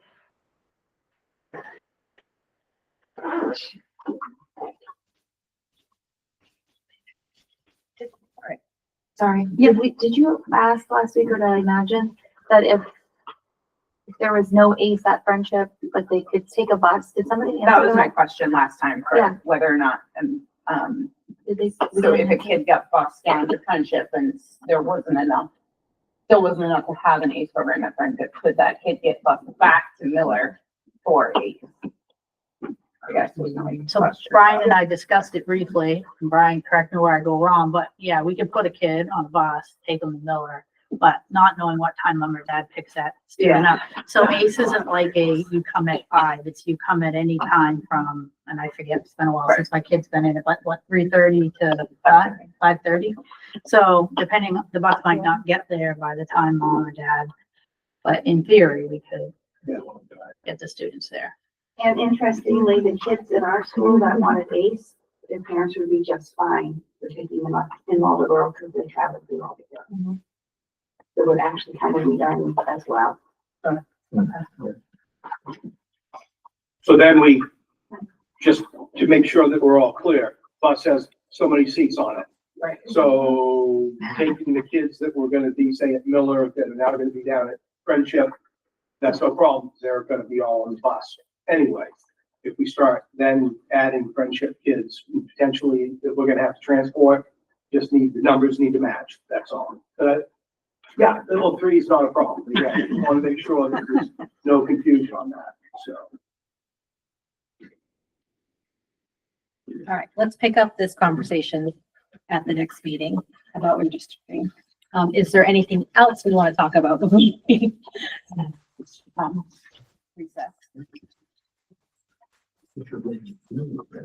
Are we gonna look at, during the discussion, like we did last year, deleting certain line items and We can do that even right now if we wanted to at least get opinions, if you want to say who, I can bring it up if you want. poll. We can poll each other based on what we well, want to do. because I don't, the whole scenario 3 and the increase of taxes that's too much. in my opinion. Yeah. The whole budget. I asked her when would we look at like deleting line items and that we can do that now. All right, I'm sharing it, not that you can. All right. Melvin, do you want to? Well, it seems to me that our administration, from the superintendent right down to all of these presenters, have done a fabulous job. And I have no problem with this budget. But selling this to the taxpayers is gonna be impossible. It's gonna be impossible. Because, all we hear is this is gonna get cut back, that's gonna get cut back. And they don't see how they can pay any more. So, we gotta consider how we're gonna get this passed by the voters. Not what we think right here. We can start the problem. Well, where are we gonna cut this? Where are we gonna cut that? But cuts aren't always good. Cuts are usually bad.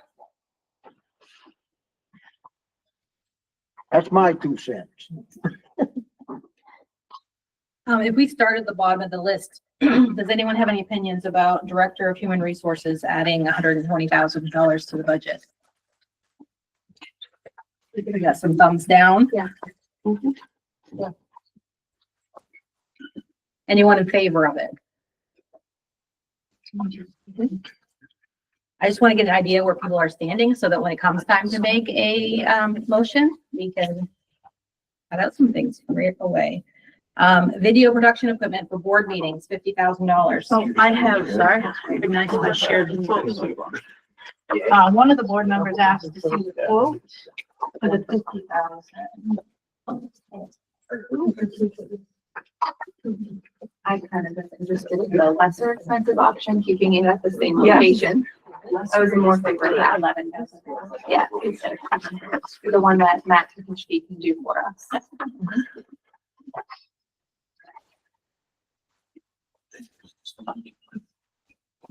So this is the portable one, the one that, stays in one place that we always spoke of, I believe was $11,000.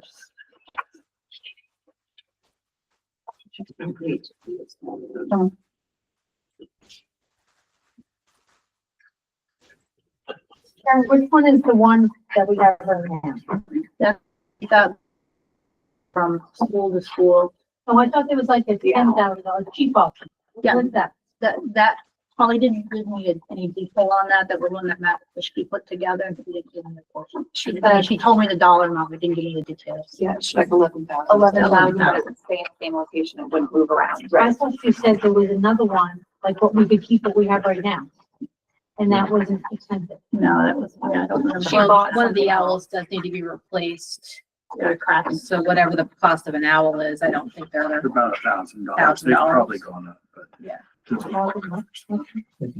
mean, we can continue using this. Holly mentioned $11,000 option, which would be Matt looking for a system that stays in one location. And then what you have is the portable option proposal. Eric? I was gonna bring this up anyway. Why not 2 units for 11,000 each? Keep one at the high school and one, or at the middle school in 1 year. And you don't have to move anything. Yeah, it's right there, and That's a smart idea. That's a good idea. I don't care what 33,000. Star. Well, Gold star, thank you. yeah, I don't For a know long if there's a time place that since I it got one can of stay those. set up at the middle school. Yeah, it just depends on how big the setup process is for that. Well, just leave it set up. Well, they're classrooms during the day. Well, so is this. So, And then let's not forget that down the hall, when we have summer meetings, you would need a setup for there. So I was going for the cheap. Times are tough. Have you all been watching the YouTube videos, the recordings of the meetings? I feel like they're sufficient, honestly. I don't know how everybody else is feeling. I feel that's sufficient. Well, that's because you're loud. I've heard from my house that, they can't understand half the people that speak. And they I can't think it's just see. the way we speak. I feel like since we got this extension, I think it's been better. I can't hear sitting on the end of the table. I feel like you're just. No. Leah?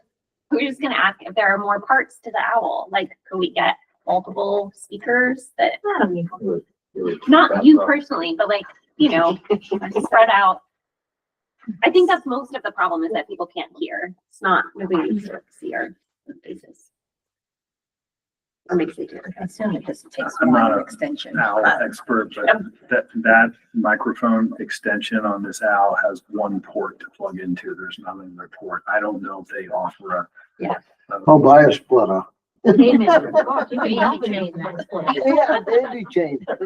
You do it with a, yeah.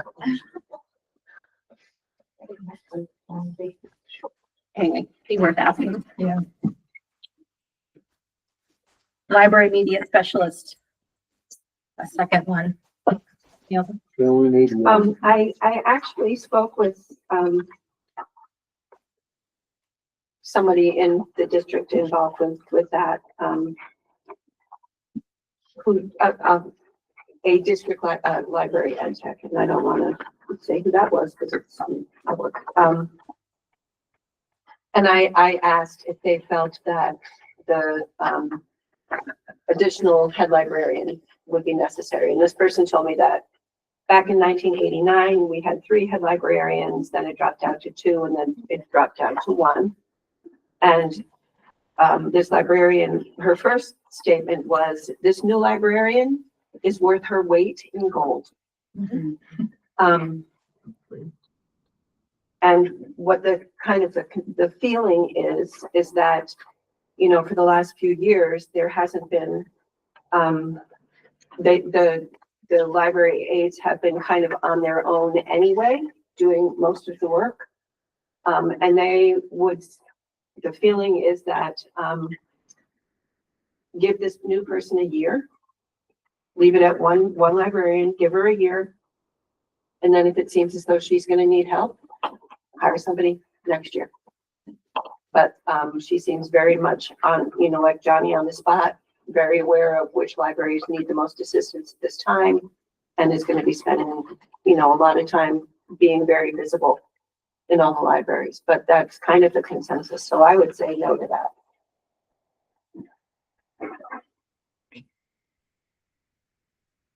Anything else? Any comments about library media specialist? 6 school resource officers. Did you want to say something, Randy? Yeah. Going through these right now, this isn't ending the discussion. We'll come No. back later and we can Yeah. still talk about the media special. We Yep. can still talk about the this is and that. All right, so right now you're just getting informal information. Yeah, no motion of it all has been made. It's just, I'd like to, everyone to know where everybody's feeling about the different additions. Rachel? It's a no for me. You just wanted to go over. That's a no. It's a no. Did you have something you want to say? It's a no for me. I was just wondering, since Linda's here, if you have any input on, in terms of behaviors. She has. Are you asking me? I'm sorry. Yeah. In terms of what? In terms of behaviors. Well, she has one, right? So do you feel like Yes, I have an SRO. is that helpful? the SRO is, I would not want to be the principal of a high school and not have the availability of an SRO. Just even today, I guess I can't really say what he did, but two important things that he helped us with. The key role of the SRO is to develop relationships with young people, and I feel like he works really hard and does that. My gut feeling on this, having talked with Chief Lash about SROs, is that the positions of SROs are very similar to those of teachers. And it depends on how many people you have in the academy, and then there's special training afterwards. And what, I guess one of the things I would ask if I were on the board is, what is the availability of us being able to hire 6 SROs? And that, I wouldn't answer that for you, but I think that's some research perhaps that would need to be done, because they are supposed to have additional and special training. But my SRO helps me with perimeter checks. When we have investigated something that we as administrators have found that a law is broken, his ability to help us and advise us in the moment. So as a high school principal, having had an SRO, I wouldn't want to be in a school without one in the times that we're living in right now. At the same time, as a principal of other schools, I can't speak for them in the times that we're living in. What they would like to have at their schools, that's, I can't answer that, but I hope that helps what I've said. Can I clarify? This would be, like, this doesn't change the position. This would be in addition. In addition to. Okay. Yep, for the other 6 schools. Does our SRO do any work with the middle school? Do you know? He does. We share and use the radios, and I'm here.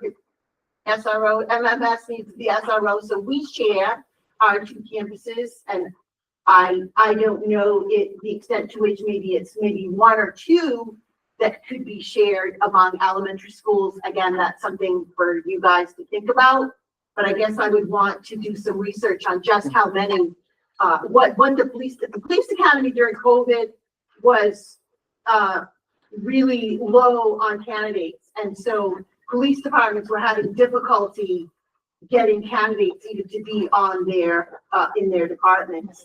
That may have changed now. I don't know, but those would be the things that I would want to be thinking about. I see him behind you, but I can't see. Oh, it's Justin. One thing to keep in mind too, I talked to a detective over at Knox County recently for a totally unrelated issue, but he brought up that he saw 6 SROs. So as far as hiring goes, he said at that price point, we're going to have a real hard time getting anyone. He makes well over the amount of money that we would be offering, which looks like it comes up to about $73,000 a year, which is brand new out of the gate officer is going to be making about $35 an hour, which again comes up to about $72, $73. So there's not going to be a lot of incentive at that price point for them to come on board. Probably, yeah. One thing I want to mention, that's only our portion. That's only 175 working days. Yep. Because he's only employed by us on school days. So you would work outside of that. He works for the town, I assume, for the Waldeboro Police Department the rest of the time, because when they send us the bill, I see it's only the number of days he works for us. Perfect. So yeah, they definitely make more than that. Justin, while you're talking, do you feel the need for an SRO at your school? I don't know enough about what an SRO would do. My gut instinct is I don't know what they would do full time at my school. I think there are times where it would be nice, but I don't know that I need a full-time one. Maybe if I understood more about what they do on a day-to-day basis, maybe I'd change my mind, but my gut right now says they probably wouldn't have a full-time job. Eric? Yeah, well, if I recall, the SRO would go to another school if they're called, so it's not like they're just stay on that campus. No, because they're It different would depending counties. on the county. So Yeah, the county is an issue. we span 2 counties. It's very complicated. So at the high school, if I have a student who needs law enforcement involvement, and they're in Warren or Washington, and I have to call the Knox County Sheriff's Department anyway. Lincoln County folks aren't going to get involved. So it's different for us at the middle school and the high school because of the spanning two counties with kids. So my SRO isn't going to go to Warren anyway because he's the Waldeboro Police. So that's a little, that, just to clarify that a little bit. Did you want to say something, Julia? I was gonna say, we have called on the SRO, for truancy, for help with truancy, to go do home visits when our home visits haven't been successful, or we feel like we need backup for whatever reason. I don't need backup, but Julia. Okay. I wanted to clarify that because I was really. They haven't had any problems helping you with that on top of what they're doing at the high school. I'd have to wait like a day or two, but Right. he's always responsive.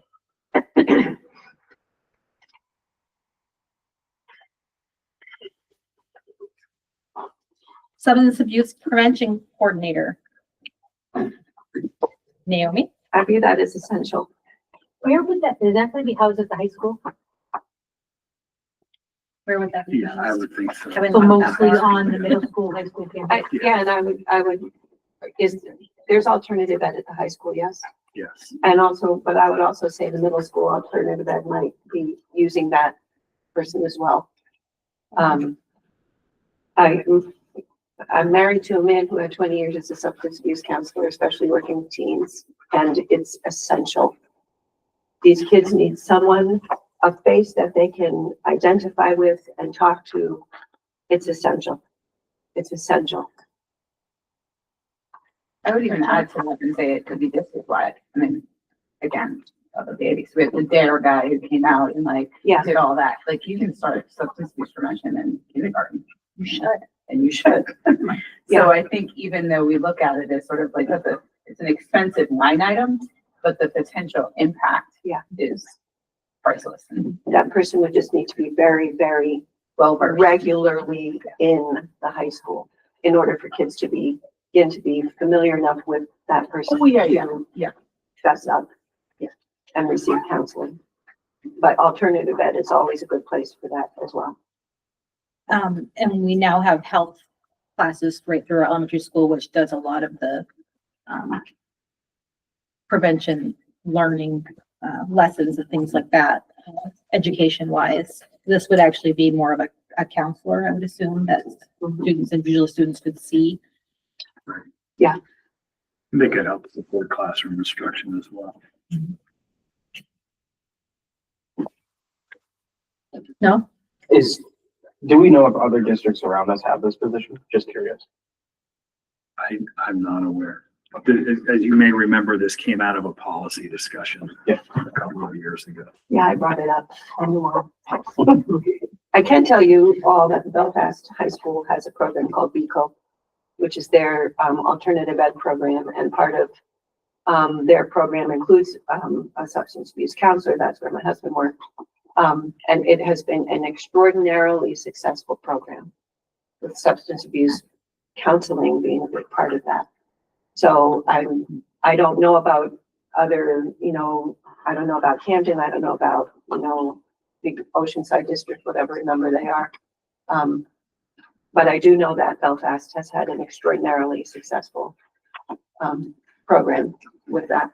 So there was just a write-up on them in the Mid-Coast Villager not too long ago.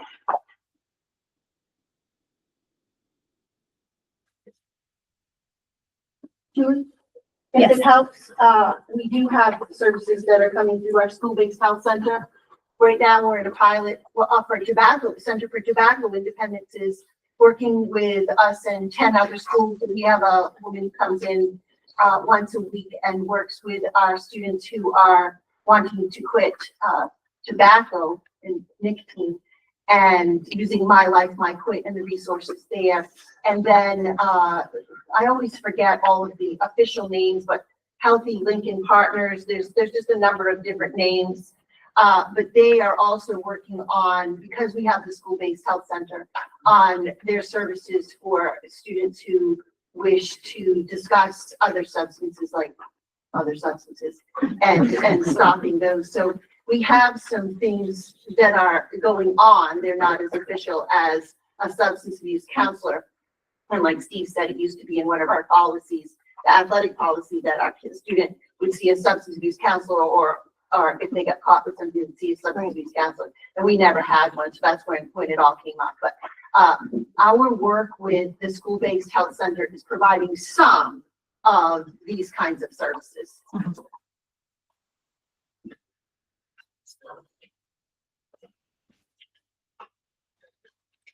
Anything else on this tonight?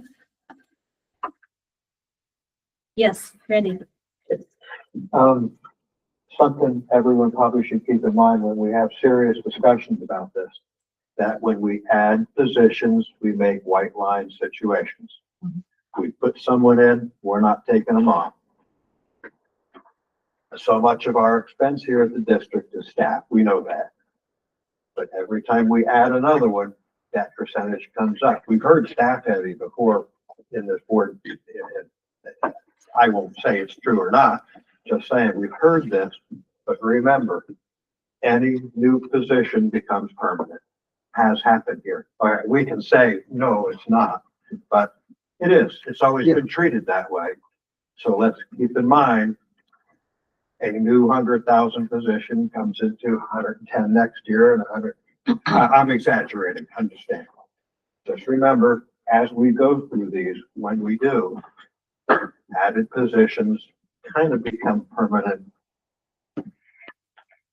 You know, we hear things, we've talked to before about, hey, we have a grant, we can do this, and find out 2 years later, the grant runs out, we have to pick it up in a lot of cases. So keep it in mind. I just haven't been thinking that we would go through these, but yeah, I have my own, ideas on these too. Since we're gonna have a further discussion about this, I know, just keep that point in mind anyway. It's kind of a simple one to keep in mind. And we can justify positions for just about anything. We really can. Someone can justify anything as far as position goes. But anyway, just wanted to throw that 2 cents in there.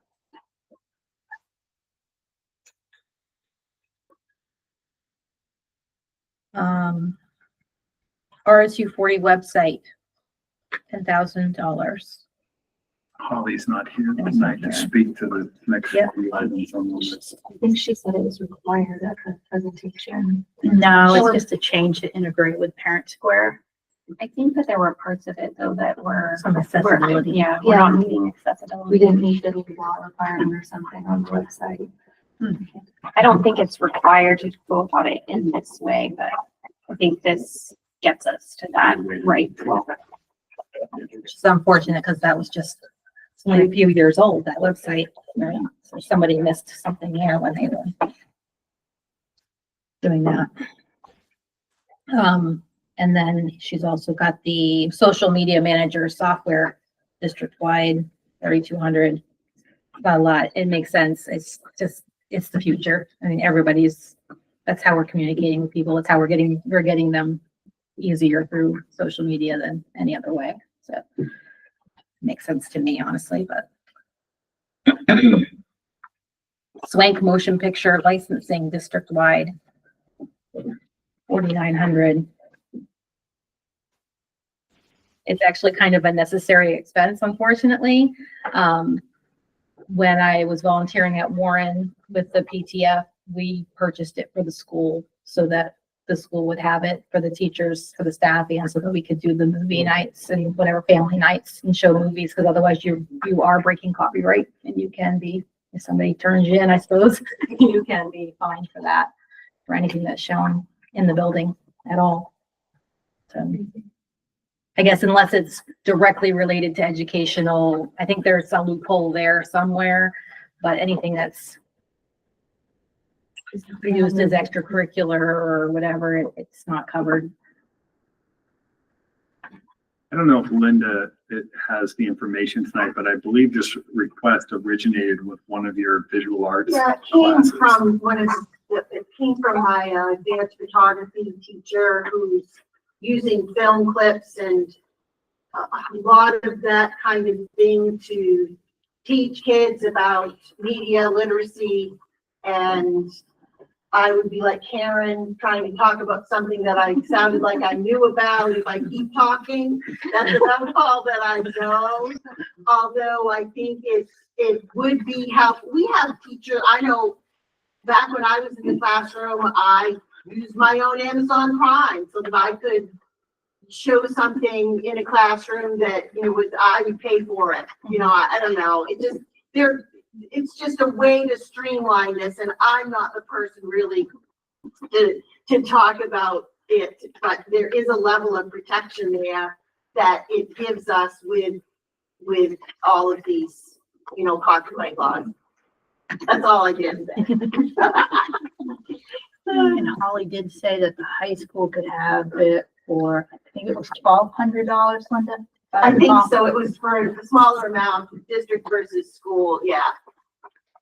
I don't know. I think it's based on the population of the school. I can't remember exactly how it was. I remember that I had made the purchase for Warren back when we were doing that.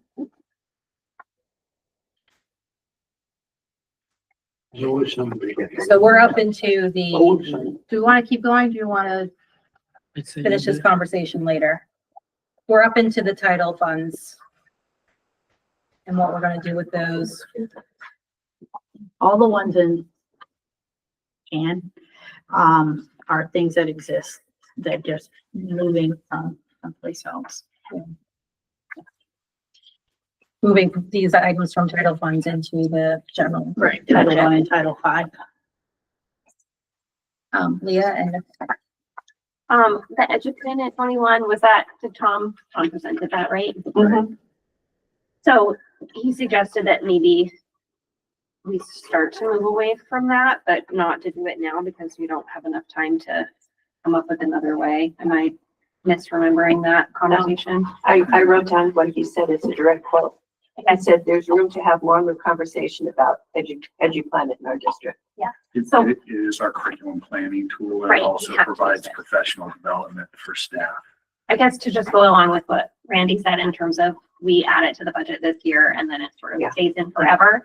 I don't want to take it out of the budget, but if it's something that they'd like to replace, I'd like to see some sort of plan so that we can next budget season have some other proposal. Right, and there is no plan. There is no other proposal. Oh yeah, I don't mean for this budget season. I just mean in the future. Tom also mentioned that we would know in April, or that's when you know in April when the state is getting the federal funding and how much you get. Is there any way we can postpone this part of the decision until then? So, did you want me to answer that? The timing issue, go ahead. So generally, yes, they're told in April what portion the school's gonna get, then he submits a grant and they're giving the details, and then they give us the money. But right now, there's federal funding issues between the state of Maine and the federal government. So on top of not knowing how much it's gonna be, we don't know if the state of Maine is gonna get it. That's why he's proposing 10 million. So even in April, there's no deadline whether we're gonna know in April. No, there's no deadline. There we go. Yeah, I'm not sure when we're supposed to know about federal funding. But he said July was usually when we. Well, that's usually when he gets his grant. He has to fill it out and submit it, but this year's a little bit unique. So, I mean, that's true of Title I, Title V, and the McKinney-Vento grant, preventing homeless, Karen Brackett's local entitlement, pre-K entitlement, federal funding for school meals as well. So all of that is encompassed in that unknown, and Maine Care to some degree. So how does it work if we move all of this into the general fund that's now not title funded, but then we get the money? Then where does all of that money go? That's what taxpayers are gonna be paying a lot of. After giving it back. I've thought long and hard about How do we give it back? We don't give it back to the taxpayer. And how did they, I'm just. So I can answer a little bit based on, I look back in history and Brooke was probably around, I think Steve was around for one time. So there's been two different times over the last 15 years where the towns have asked for funding back based on us getting additional state subsidy. And there, in one case, RSU 40 did. And basically, from what I could tell from the paperwork, we just, we foregoed one of the payments. So they pay us monthly and whatever the math, maybe it wasn't a whole payment, maybe it was more than one payment, but whatever the math was, we didn't take a payment. In the other situation, instead of returning it to the town, we paid down, we were in a deficit at the time. I mean, this predates Steve and I, but they were in a deficit at the time. So RSU 40 used that money to pay down the deficit, which and essentially then helped the next year's budget, but it wasn't as direct as giving it back to the towns. So that's the two that I was able to research. Do we know that if we put this in the general budget, can he still request it as part of his grant? Oh, that's a really good question. Or does he have to request it for something that's not already in our budget? I don't know the answer to that off the top of my head. We can certainly check on That would be that. something to know. Yeah. Yeah. I think that the timing is the biggest issue because the board is on track to approve the budget the first part of April. And we won't know the federal allocations until after that time. Oh, So when's our final date that the board has to approve a budget for everything else to be in line? Is it April 1st week or do you have a couple? the first board meeting. We're scheduled for April 3rd. As far as to make all the other deadlines, I can have that answer for you by next week. Like as far as the elections and work your way backwards on the The election ballots day. and all that. Yeah, I don't know what the absolute drop dead date is. Rachel? I just want to be really super clear that I have the correct understanding and that everybody has the correct understanding. It is not just Maine that is at risk of losing title funds. It is the entire country and the entire education system. Just the way that sort of we've been talking about it, it's kind of, I want it like right clear that this is a federal government issue nationwide, not just an issue with the state of Maine, correct? Well, yeah, sure, there's uncertainty about federal funding, across food service, special education, Title I, all of the titles. We just don't have any clear information right now, so we're just waiting to find out.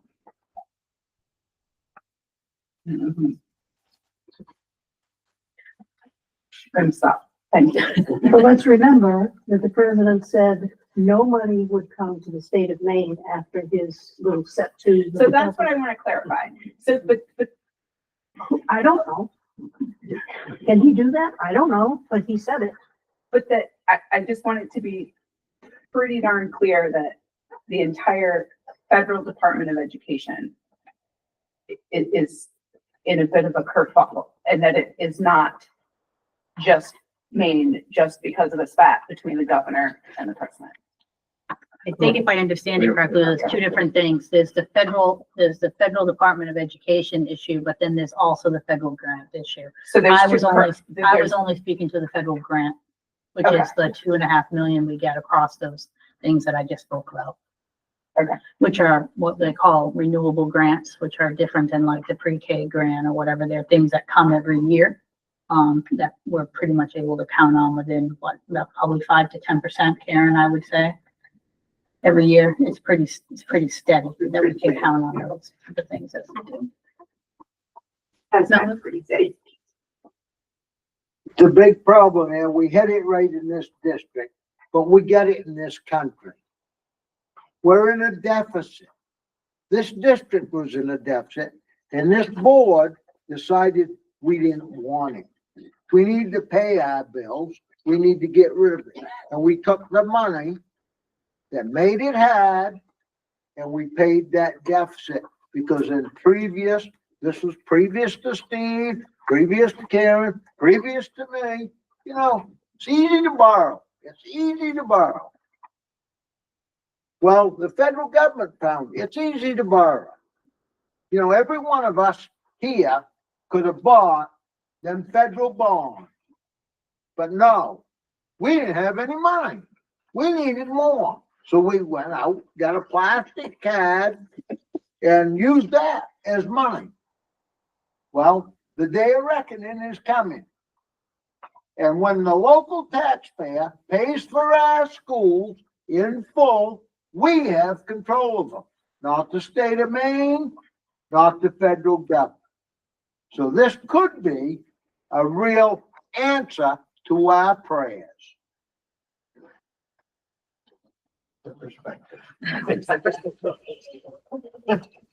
All right, so that's something to put our thinking caps on, if we want to do with that, those funds that are in the TAN. If we're going to, move those into the general fund or cross our fingers and risk losing those items. Or something else because we have to fit them in is what will happen.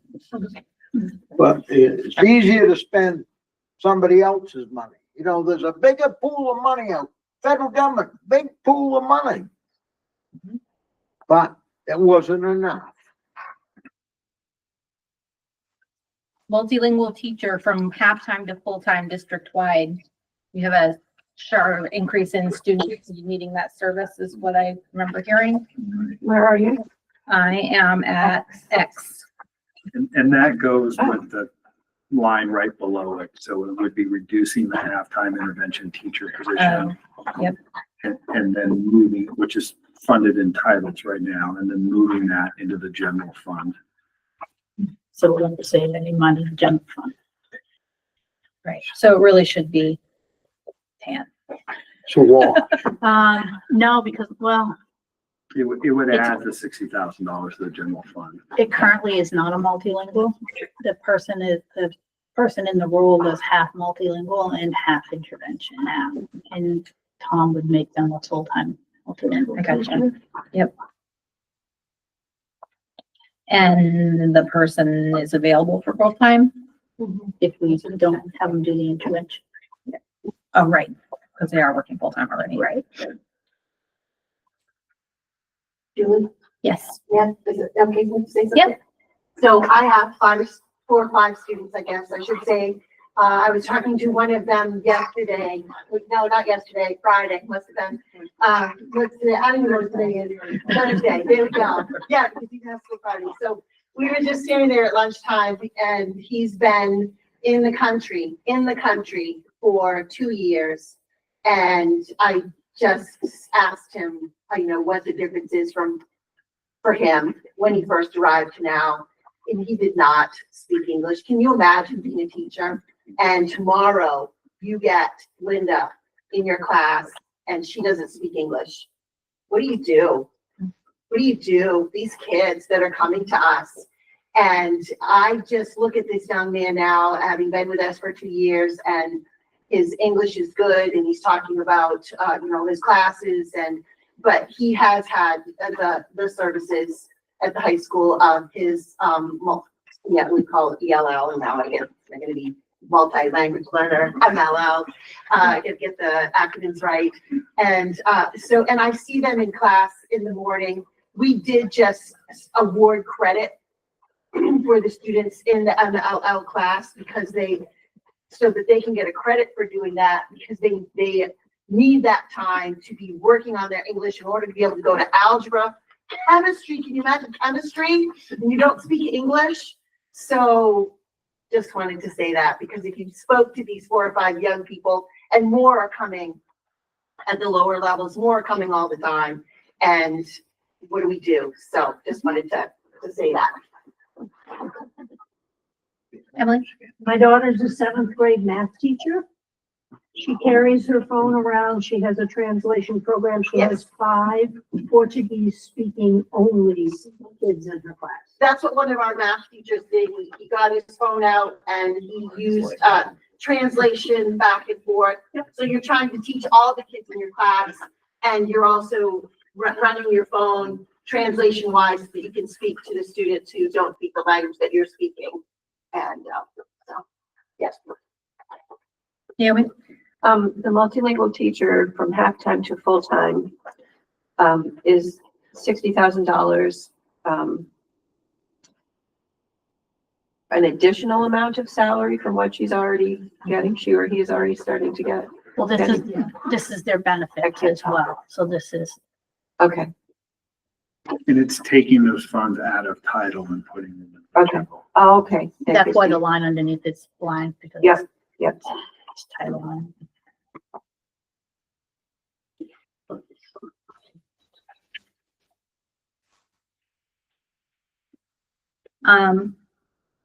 Let's just do one more before we, recess for the night. Athletic trainer.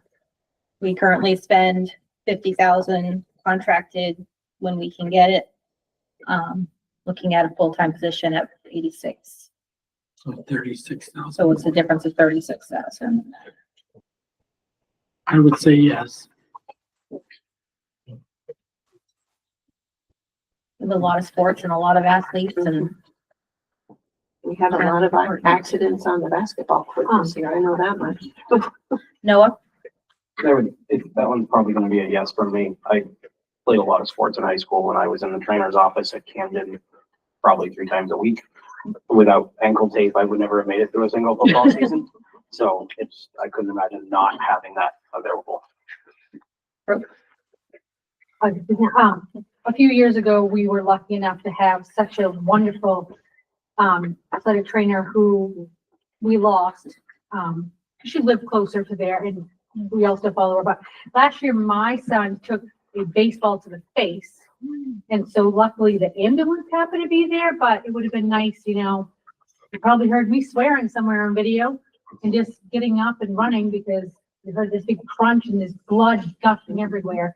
So, you know, everyone's doing the best they can, but no one was really trained, and it'd be a lot nicer to have someone there. I mean, it's not just that, it's wrestling, it's football, it's baseball, it's basketball, it's cheer. I mean, Lindsay was everywhere.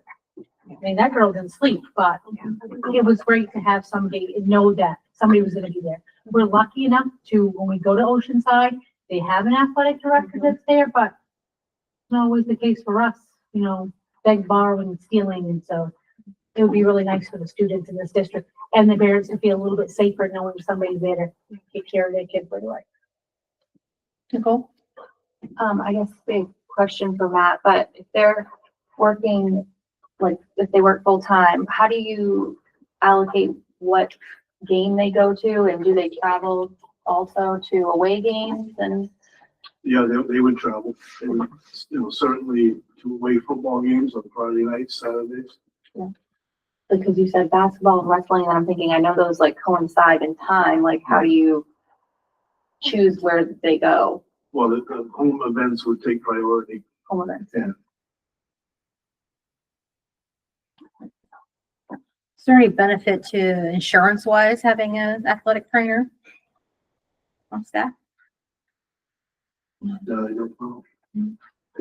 I haven't been told if there is.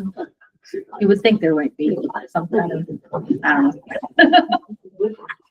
Liability one. Yeah. All right, I think we will go ahead and recess until next Monday. And we have 3 more class centers to go through, and then maybe we can wrap up our discussion, see how that goes.